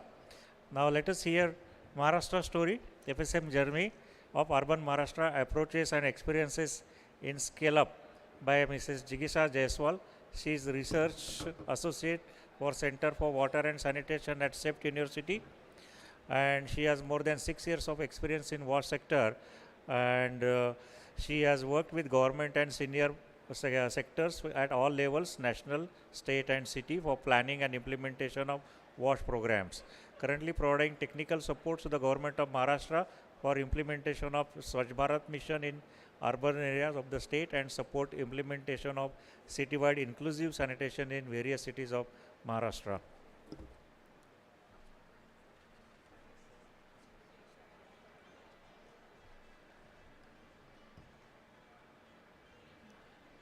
Good evening, everybody, respected dignitaries and attendees and my colleague. I represent Center for Water and Sanitation, CEPT University, and we are established as a technical support unit to the government of Maharashtra for implementing sustainable sanitation solutions and areas particularly focusing on the fecal sludge management. So as we talked on the As we talked on the Swachh Bharat mission, the phase 1 focused on open defecation, making the city and the country open defecation free. While now the second phase of Swachh Bharat mission focuses on the safe conveyance and treatment of used water as well as the fecal sludge management. Coming to Maharashtra, Maharashtra has 412 urban local bodies, and it is classified across various sizes and categories of cities, in which there are almost more than 350 cities who are completely dependent on on-site sanitation systems. Considering this and focusing on the understanding the importance of fecal sludge management, the government of Maharashtra took up launched its sustainable charter in 2017. So I would also hint it that the government of Maharashtra started focusing on the fecal sludge management way before, from 2017. And in the sustainable charter, it focused on moving towards complete collection and treatment of the fecal waste.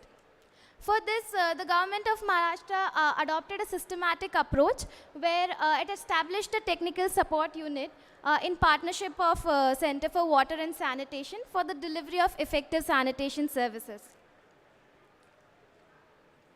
To elaborate on the approach which the state government of Maharashtra has taken, is that it divided this type of cities into major two categories, where first it focused on co-treatment, where the cities who are partially dependent on on-site sanitation systems could treat their septage at their own STPs. While even there were cities who were in the proximity of 20 kilometers to the STPs, they were also advised to co-treat their fecal sludge at the nearby STPs. So this was one set of cities, category of cities which were identified.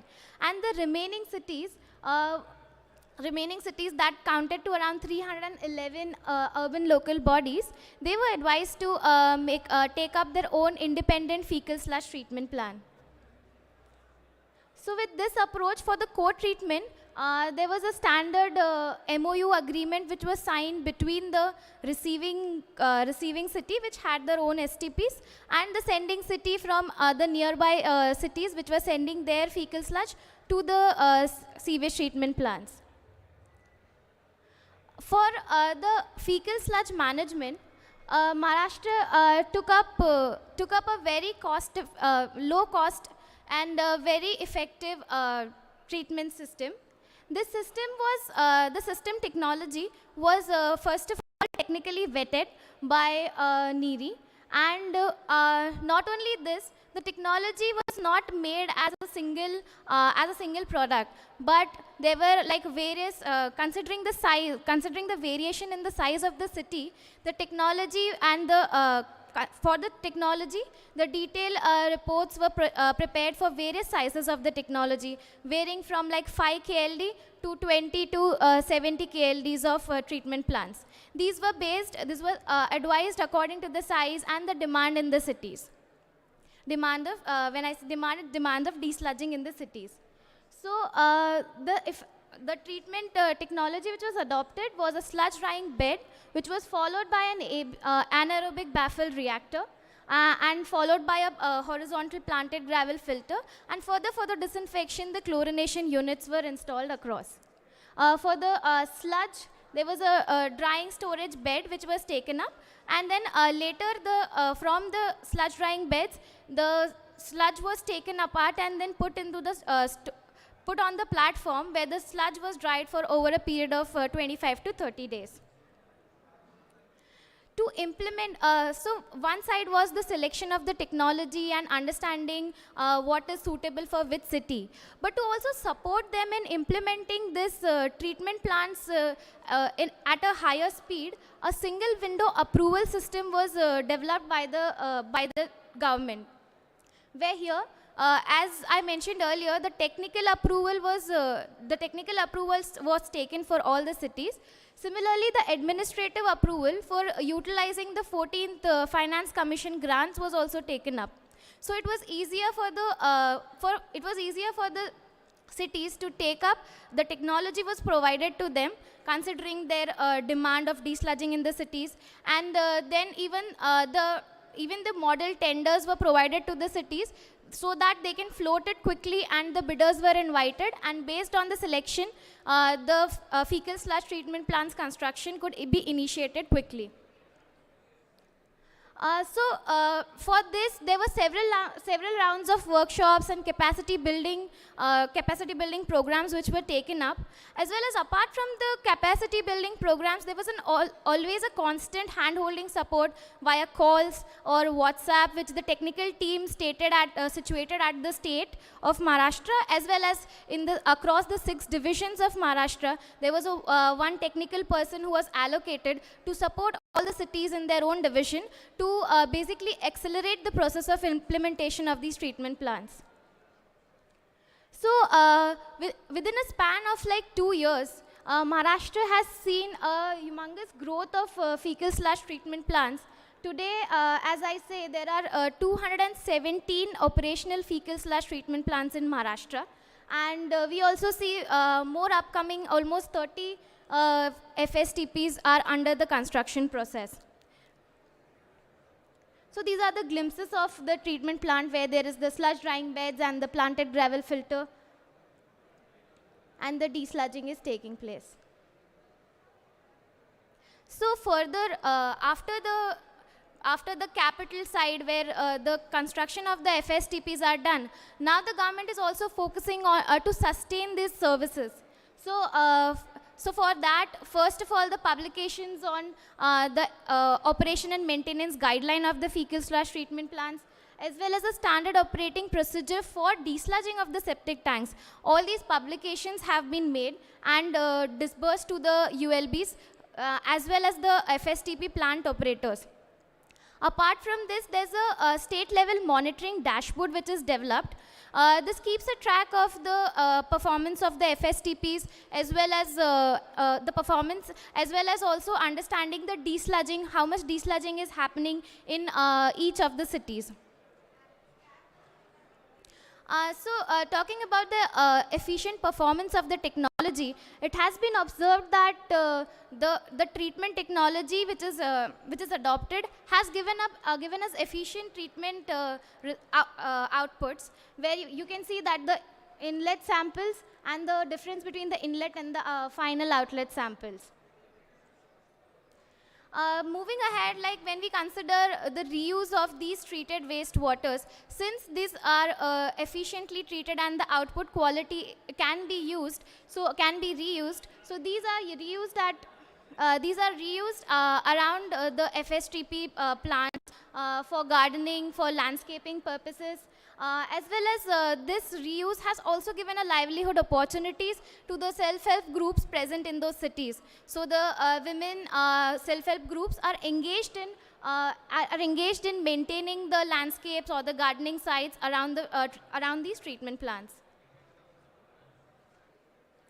So with this, to sustain the treatment plants, as well as considering the safety of the sanitation workers, a few months back, the government of Maharashtra has also circulated the importance of scheduled desludging in the cities, where the need of the scheduled desludging is also catered, as we want to eradicate the manual scavenging, where scheduled desludging helps in emptying the septic tanks at a regular interval, thus avoiding the hardening of the sludge, and that in the end can be avoided, that there's no human entrance in the tanks, which in the end helps in eradication of manual scavenging. So further to, all in all, to the measures which are taken in the FSM service chain in Maharashtra are, we've taken moving from away from the manhole and going towards machine hole, where there's a plan to procure more than 470 desludging vehicle for all the cities of Maharashtra. These are identified considering the existing trucks which are present, and even the presence of private operators are identified for the few cities. And based on this, the analysis has come up where the government has identified to procure 470 desludging vehicles. And also the government is exploring private sector engagement for the FSTP operations. So there are few challenges which we see, that in the smaller size cities there is no availability of private operators or private engagement where the ULB wants to engage them. So these talks and these explorations are also in the way.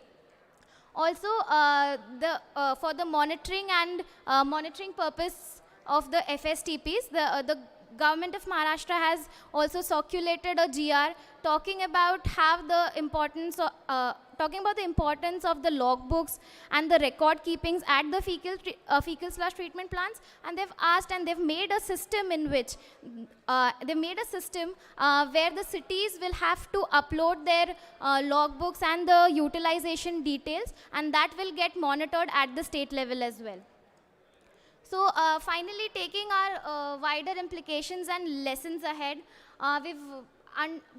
we always believe that till FSM is pursued as a public service, as a municipal service, it has helped us in the state of Maharashtra to impact the life of 30 million people who are dependent on the on-site sanitation treatment systems. As well as we have emerged as a model state for currently implementing 217 operational fecal sludge treatment plants.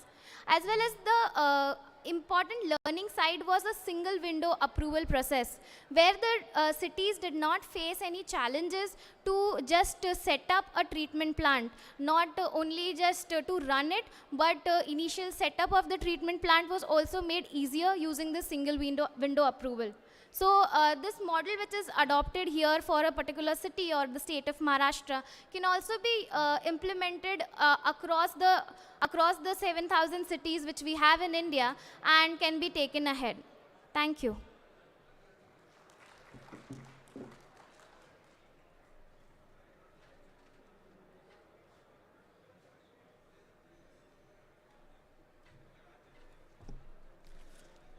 Thank you, Jigisha. Now we have urban-rural convergence, which Utkarsha was telling us in the inaugural address. Utkarsha Kawadi is professional with 14 years of experience in urban development sector, having closely worked with state and local governments in India. Presently, she is working as a senior executive director at All India Institute of Local Self-Government, Mumbai, and director at the Secretariat of Maharashtra Urban Wash and Environmental Sanitation Coalition, supported by UNICEF Maharashtra. Her core experience is in training and capacity building, research, strategic planning, and supporting implementation of WASH programs, and she holds a master degree in planning. I request Utkarsha, please.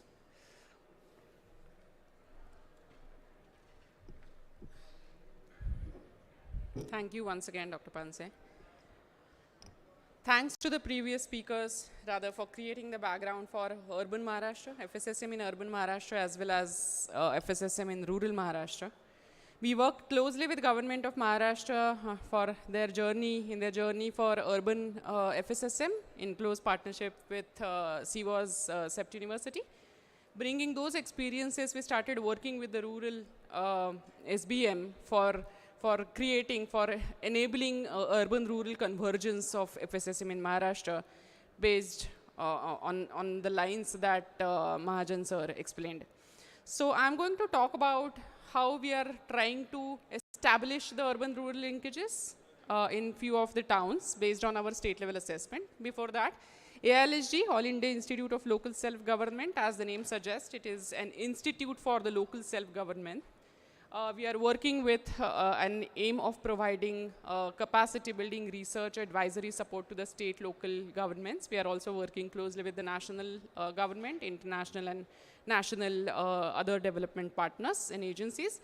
RCVS, Regional Center for Urban and Environmental Studies. It is the center established by Ministry of Housing and Urban Affairs, working with a mandate of providing capacity building and research support to the local governments and the state governments in the respected our domain states. At RCVS, we have established a platform. So with a secretariat at RCVS, we have established this platform called Maharashtra Urban Wash and Environmental Sanitation Coalition. We are working, so this platform essentially is created with an objective of collaborative action, taking collaborative action, enabling co-location and co-creation of knowledge and resources in the space of urban wash in Maharashtra. Overall, we are working towards accelerating progress under WASH programs and moving towards achieving the targets under the programs as well as achieving the SDGs. I would like to invite all of you to visit our website and get an update on the work here. But like I said, we are working to provide research, capacity building support, etc. We are also working to enable implementation of innovative ideas, promotion of WASH practices or hygiene practices, and moving towards WASH linking with environment and climate action. As a next step, we signed an MOU with Urban Development Department for continuing to provide this support under the WASH coalition. Like I said, we worked earlier with Urban Development Department. We continued this support under the SBM and as a part of our collaborative effort as a coalition. FSSM in urban Maharashtra, Jigisha just talked about urban journey, journey of FSSM of urban Maharashtra, and more than 200 FSTPs are already created in the urban local bodies of Maharashtra. Meanwhile, we just saw that urban Maharashtra was way ahead in terms of initiating its journey on FSSM, making ODF plus cities and ODF plus plus cities. It was in the year 2021 when the joint letter signed by both the ministries, Ministry of Jal Shakti and Ministry of Housing and Urban Affairs, was issued that recommended coordinated approach between the urban and rural authorities. And it said that the existing FSTPs in urban areas should be utilized, should be considered to cater to the treatment of septage from the rural areas. This was the basis when we started working with the WSSD, Government of Maharashtra, for exploring options for FSSM in rural areas. This was further incorporated in both SBM, urban and rural guidelines at the national and the state level. That was further to support us in exploring this idea further in the state. By that time, we had both Tamil Nadu and Odisha as the cases where cluster-based approach for FSSM was already explored and established. Tamil Nadu is more of urban local bodies cluster, but how a cluster level FSTP can function was something that the idea that was already established. Odisha, we just heard about the 7 district level approaches, or the 7 nodes, 7 models that are established as urban and rural linkages in FSSM, including Dhen Canal. So these experiences existed, but Maharashtra, like Dr. Phatak mentioned about, Maharashtra was definitely in a total different context in terms of, in both Odisha and Tamil Nadu, the models were state-led and state-driven. The service provider is a state. The creation of facilities was led by state. Maharashtra is a state where the leadership, under the leadership of WSSD, the guidelines were created, but the decision makers or the service providers are the urban local bodies who have already, so urban local bodies have created the FSTPs. The local governments have a mandate of providing services, and the challenge, a catch was there, how to make it happen, how to make urban local bodies talk with the rural local bodies, and how to make happen this administrative collaboration at the local level without any state intervention. So with that challenge, we started exploring, first of all, at the state level, what are the opportunities? Looking at the data for urban local bodies. By that time, there were FSTPs constructed operational in the urban areas. So we tried assessing potential unutilized capacities of the existing FSTPs. And we realized that there is unutilized capacity in some of the FSTPs. And we did FSTP-wise assessment, like based on the data, based on the calculations, and round of interactions with the urban local bodies for their experiences of existing FSTPs.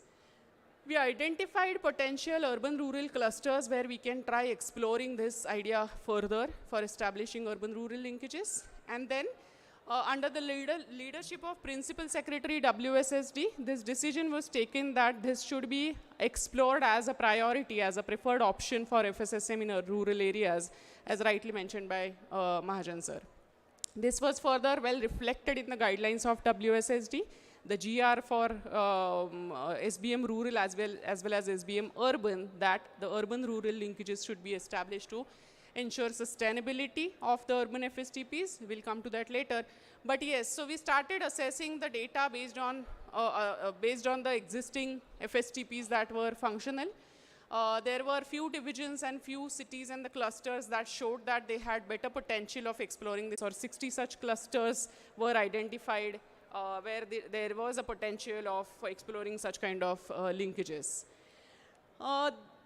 There was interest also from some of the districts, and one town rather was selected as a pilot for exploring this. We realized that based on the calculations, we cannot really start implementing the idea. There was a need for local level assessment to further strengthen this idea, and so we started working with Indapur Municipal Council and the surrounding villages. The whole process was till that time, or even after that, was led by the department, by WSSD. There was a whole push in terms of letter and guidelines to the urban local body. We did a round of secondary assessment, a further investigation in terms of what is exactly the situation of FSTP. We did a round of, so we conducted a household survey also for identifying so for collecting household level data or understanding willingness of households for desludging of septic tanks, willingness of GPs for being a part of such an initiative. We interviewed truck operators, gram sevaks, district officials in the entire process, and then we moved towards development of a plan for urban-rural linkages in FSSM. Several discussions took place at various levels with different officials and stakeholders. As I think it was rightly said in some previous sessions or by some previous speaker, that it was not really mainly technical feasibility or even financial feasibility. When it came to making such a thing happen, it was more about administrative willingness and the kind of institutional mechanism that can exist at the local level to make such a bond, such a thing happen at that level. So that was a challenge. Lack of awareness in the rural areas, as it was rightly said, when urban had lot of background or effort put in till that point, but in rural areas there was total absence or awareness in terms of desludging of septic tanks. Data availability in the villages. We got some data, but we still thought that, or we still found that households, we cannot get really that level of data, so generating that data for detailed planning was required. And very importantly, both urban local bodies and the rural local bodies should agree on one common desludging service charge per trip, which should be beneficial for both. There were initial, I would say, negative reactions from many other stakeholders, but not the local bodies. There were reactions in terms of "aise kaise hoga?" Seriously, do you really want to do this? But when we actually started interacting with the local bodies, the urban local body and the rural local bodies, there was a willingness and there was an understanding of mutual benefits from this process. We'll come to that. So we did a detailed assessment with support from Ecosan Services Foundation. Again, they were our partner for conducting this study. We realized that at that particular time, the FSTP at Indapur, they were struggling to sustain this FSTP because of insufficient load, insufficient input. That was one trigger, that if probably they get that kind of septage from rural area, but it will help them sustain the FSTP. Rural households were already paying more than 7,000, so up to 7,000 rather, but average, say 7,000 rupees per trip for desludging of septic tanks. there was no regularization or optimization of desludging charges. ULB was also not able to recover the O&M cost of the FSTP. So there were few sides on the ULB that they thought that, okay, if we get additional load from the rural areas, probably we'll be able to recover the cost and also able to function the FSTP.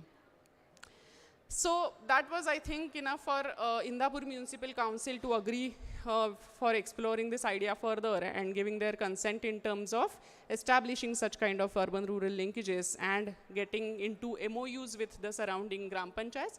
16 such Gram Panchayats were identified as a cluster, where Indapur Municipal Council and the Gram Panchayats started interacting, of course, under the leadership of the respective BDOs and CEOs and the district officials.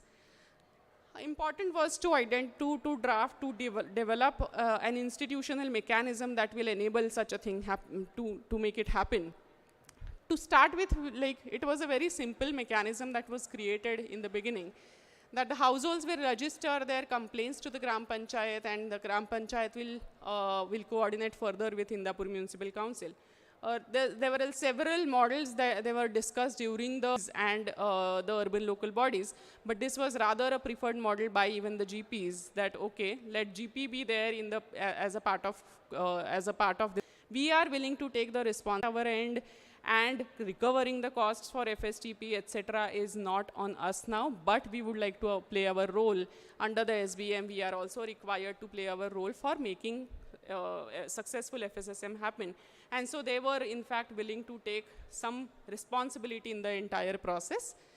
So the responsibilities were divided. They were further converted into MOUs, and the responsibilities were defined in terms of what the ULBs are going to do and what the Gram Panchayats are going to do.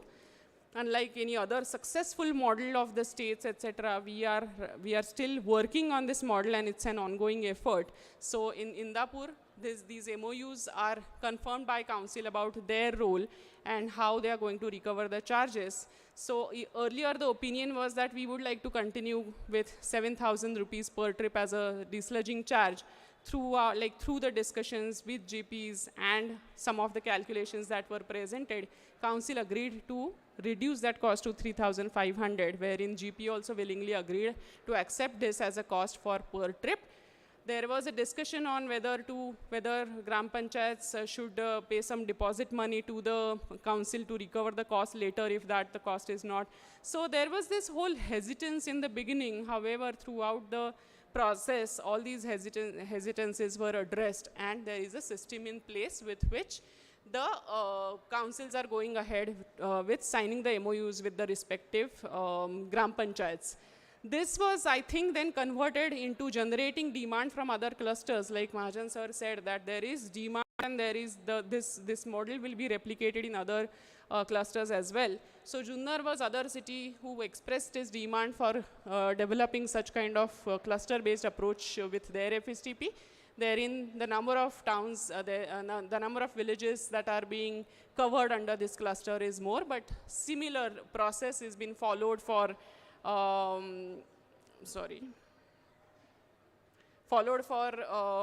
exploring such linkages and making things happen. So yes, I think I'll come to the last slide, why urban-rural linkages. The whole process was learning for us as well. We also, I would like to accept that we had started with hesitance, we had started with a fear that whether something like this will work. But sir, happy to tell you that things are working and cities are moving towards signing such MOUs. From the rural areas, they agreed with the fact that they do not have to really worry about land for constructing FSTPs, human resources that are involved in designing FSTPs and maintaining FSTPs, timelines and processes that they can avoid for achieving their targets under the SBM. They can achieve their targets as soon as possible. O&M of separate STP, they do not have to invest into even O&M for individual FSTPs. And yes, by doing this, we are calling it as low-hanging fruits for such kind of clusters, for such GPs. They are able to address the environmental issues, which by practicing the disposal of FS in the open spaces, they were not able to do that. And this is not only for rural, but for urban areas. They realize that this kind of convergence will help them sustain their FSTPs till the time they're not really moving towards scheduled desludging. It's a process to establish a system for scheduled desludging.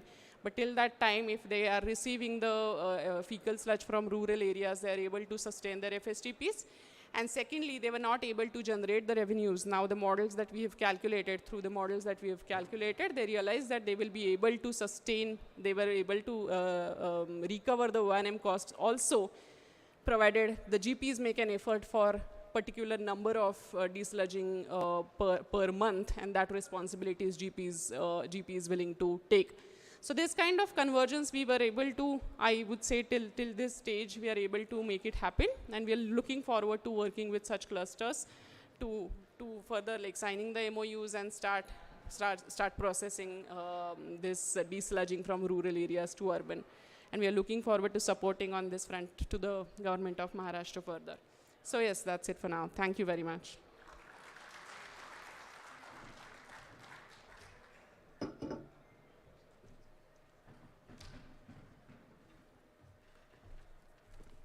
Thank you for this comprehensive study, and I am sure this pilot initiation at few of the villages, they will be guiding to other villages as well in future. Now we have one more presentation, scientific co-treatment of septage at STPs by Mr. Dhaval Patil. He is the General Manager at EcoScience Services Foundation. With MSc in Hydroscience and Engineering, Dhaval has more than 10 years of experience working in liquid waste management with expertise in nature-based solutions. He has worked at international level and with many international agencies such as ADB, GOPA Infra, and national agencies such as NIUA, National Institute of Urban Affairs, GIZ, India, for project conceptualization and execution, and is also one of the lead partner or lead trainer for several training institutes such as All India Institute of Local Self-Government, RCUES, WASH Institute, and CSE and ICLES and all. Dhaval.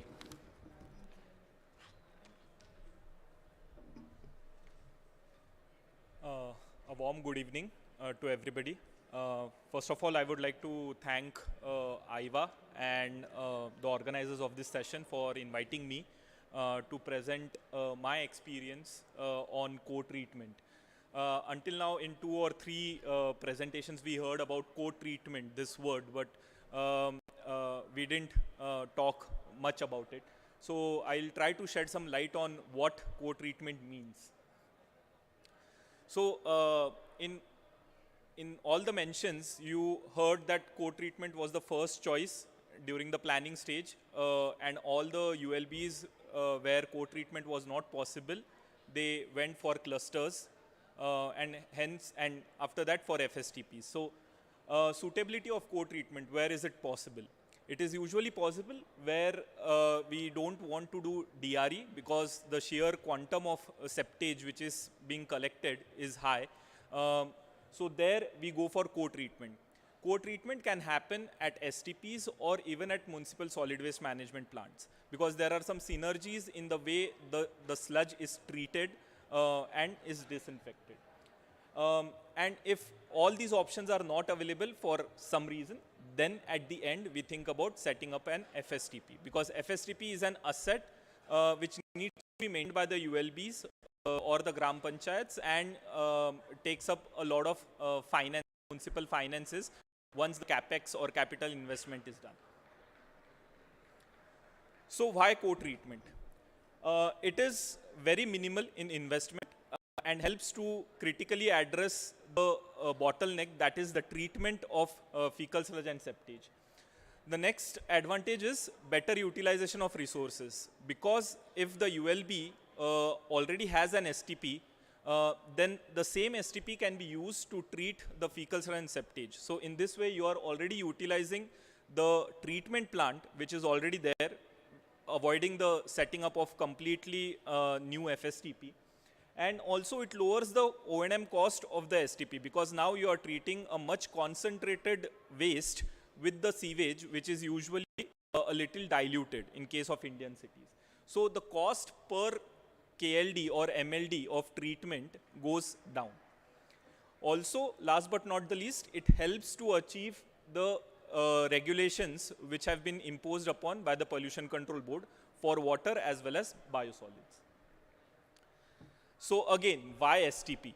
Because all these STPs which are being implemented or which have been implemented, they are typically designed for 15 years. So a population projection is done for 15 years and the STP is constructed.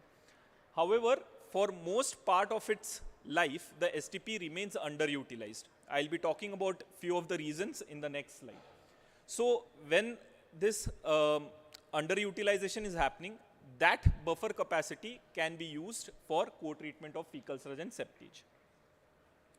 The other reason is all the STPs are usually designed for the design concentrations which are given in the CPHEO manual. Very less sort of thought is given to actually understand the characteristics of the sewage which is being generated in the city, and directly the design concentrations which are given, which are relatively on a higher side, are taken for designing the STP. The average concentration of the sewage which is received typically in any Indian city, you can see it on the slide right now. So the difference in the concentration also reduces the organic load in the STP, and hence there is another buffer left over for treating the organic load, extra organic load. So we are using the hydraulic capacity as well as the capacity to reduce BOD and COD in the liquid waste. So if we talk about India, the inventorization of STPs, the report which is published by CPCB, it says that the installed capacity of all the STPs in India is 31,800 MLD, out of which the operational capacity is somewhere around 27,000 MLD. And actual utilization out of this operational capacity is only 20,000 MLD. So if we do a crude math, then we will come to know that there is a potential to treat 135 MLD of septage across India. Of course, it is not as easy as it sounds, because there is a lot of administrative process which needs to be done so that these trucks can be brought to the STP. Also, most of the treatment technologies which are put up in these STPs, they can easily cater to the fecal sludge and septage. And the second graph shows the distribution of the technologies of STPs across India. The most implemented technology is ASP, followed by SBR, and both these technologies are quite robust to take care of the higher concentrations of BOD and COD in the fecal sludge and septage. Now, co-treatment is going to gain traction across India. The reason, Swachh Bharat Mission 2.0. What Swachh Bharat Mission 2.0 says is each town which has a population less than 1 lakh needs to have their at least one STP. The core area, which is usually typically has higher population density, will be served by sewerage network, and the wastewater or used water, as it is called now in SBM2, will be conveyed to this STP for treatment. The fringe areas or the peri-urban areas where the nalas are actually carrying the supernatant from the septic tank and grey water, those need to be tapped through interception and diversion, and that water will also be sent to the same STP. And the fringe areas or the small pockets of habitats around the city, their pure non-sewered sanitation will be followed, and the fecal sludge and septage from these pockets will be taken to the same STP for co-treatment. Hence, most of the STPs which will be coming up now under SBM 2.0 or AMRUT 2 will have a lot of buffer capacities where co-treatment of fecal sludge and septage will have to be done. But the reason why these STPs will be heavily underutilized, more than what is expected, is because the towns which we are talking about, the class 2 and below towns, they have very weak municipal finances. SBM 2 is going to provide finances or investment for capital investment, for setting up the sewage treatment plant, but not for the collection and conveyance of used water or fecal sludge and septage. Hence, the cities will, or the towns will have to rely on their own finances. And hence, it is expected that there will be delay in laying of sewers. And even after the sewers are laid, a lot of times the households don't want to take sewerage connections, because they know that once we take the sewerage connections, the taxes start paying taxes. So it's a recurring expense which the household will have to bear. So with rapid growth in these towns, the gap between the households and sewerage connections, it is very evident that most of the households in these class 2 and below towns will be mostly served by non-sewered sanitation or FSSN. So what do we mean by scientific co-treatment? So I'm not going to go into too much technicalities of it, but I'll be throwing some light on how to plan for co-treatment. Recently, we did one implementation of co-treatment in Sangli Municipal Council, where we set up through Urban Wash Coalition. There was a InnoWash challenge, and we were pleased to get selected in that competition. And we have just completed the co-treatment facility at the STP and handed it over to the ULB. So I'll be explaining the steps which we took during the implementation. So first of all, we started with characterization of fecal sludge and septage, and at the same time, we also took the characteristics of the sewage which were coming at the STP. So during the characterization of fecal sludge and septage, we gave special focus to the non-biodegradable and biodegradable components, one which can be digested and one which cannot be digested and need to be taken out in a different matter. And solid content. Typically, fecal sludge and septage has very high solid content as compared to sewage. So these two things were studied, and based on that, the selection of technology was done. The next, how to arrive at how big the treatment facility or co-treatment unit needs to be. So for that, we understood the collection pattern which was there in the ULB, how the collection was done, how many trips were being done, from where the sludge was being picked up, and how it was brought to the STP or to the pumping station for co-treatment. So from that, we understood how much part of fecal sludge, that is undigested sludge, was coming, and how much part of septage, which is usually coming from the households, which is there in the septic tank for more than 5 to 8 years, how much quantum of that septage is going to come. And lastly, we also studied the STP and its design. We checked that the primary, secondary and tertiary stage of the STP should not fail once we start co-treatment of fecal sludge and septage. So we did feasibility assessment whether we can directly put the fecal sludge and septage into the liquid stream, or we can add it into the solid stream, or we can pre-treat and then add it into the liquid and solid stream. So all these feasibility assessment was done. One of my colleagues presented, SM is not just an engineering or a technological solution. It's more related to social sciences as well, the psychology of the people, and the affordability of the people. So administrative controls will play a huge role in case of co-treatment. So first of all, there should be a robust process in which we can avoid the indiscriminate disposal of fecal sludge and septage. Because now the treatment plant is set up, it is evident that the demand might increase of the households because of all the IEC and everything. But if the truck, it empties, it collects the fecal sludge and septage and doesn't bring it to the plant, then there is a failure of the whole system. So there needs to be integrity maintained in the service chain. Next, maintaining the records of the vehicle, which vehicle came at which point of the day and decanted how much volume of liquid waste, that needs to be recorded at the decanting station at the STP. If the septage or fecal sludge is doubtful, that is, there is very offensive smell or the color of the waste is not right, then sampling needs to be done. There are numerous cases where the STPs, which are worth hundreds of crore, have shut down or had to go under critical maintenance because industrial sludge was put. One tanker of industrial sludge was put, and 50, 70, 80 MLD STP had to be recommissioned completely. So a huge cost had to be borne by the ULBs because no monitoring was done at the during the whole process. And lastly, occupational health and safety. Being in the sanitation sector and working in fecal sludge and septage management, which is more a service-oriented industry, occupational health and safety is really of topmost concern and should be prioritized. In the Sangli's case, we also gave sort of build the capacity of the desludging operators and the engineers as to how to select a PPE, how to enforce PP or how to sensitize the workers to wear the PP and maintain the PP. We also gave them critical training on how to do emergency rescue operations during the maintenance. If the worker faints or something, then how the emergency rescue should happen. So all these capacity building efforts were also done. So with this, I will end my talk, and thank you again for giving me this opportunity.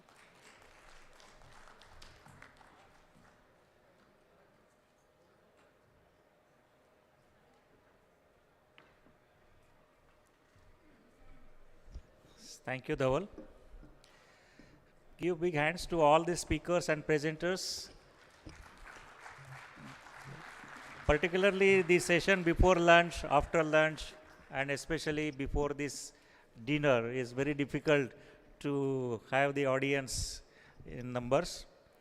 We have planned to have some panel discussions, but then I would request all of you, those who have questions, the floor is open.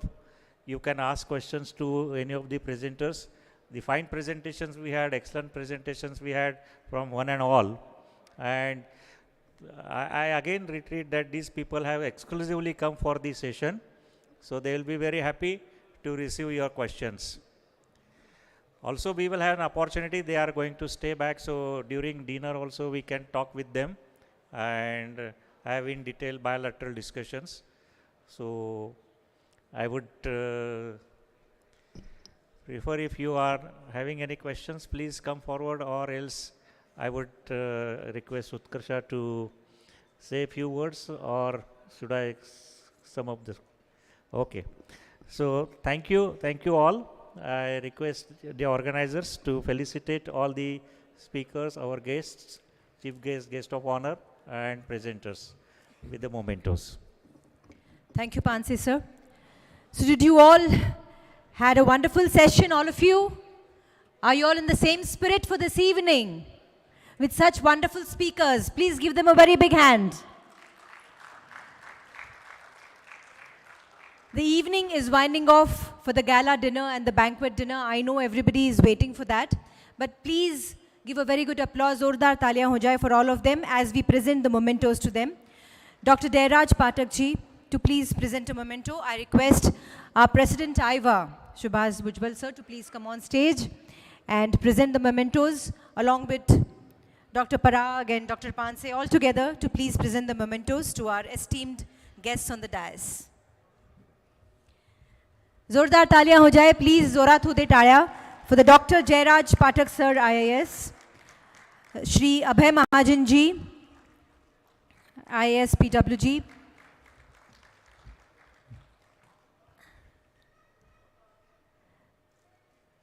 to Shri Sujay Majumdar ji, UNICEF, New Delhi, Government of India.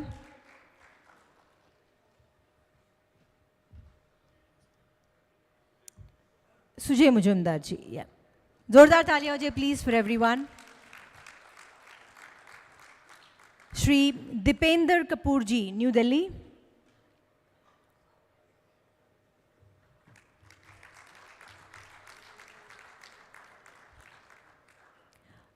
Dr. Bhakta Kabidas ji from Orissa.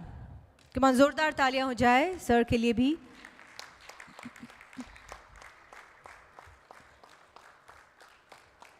It's great to see two dynamic ladies on the dais. So Miss Jigisha Jaiswal, a presentation of memento for the young lady. Zordar taliyan ho jaye for the woman on the dais. Another dynamic woman, Utkarsha Kavadi. Zordar taliyan ho jaye for madam, for being a session moderator along with Panse sir. And another memento of appreciation for Mr. Dhaval Patil. Zordar taliyan ho jaye for Dhaval.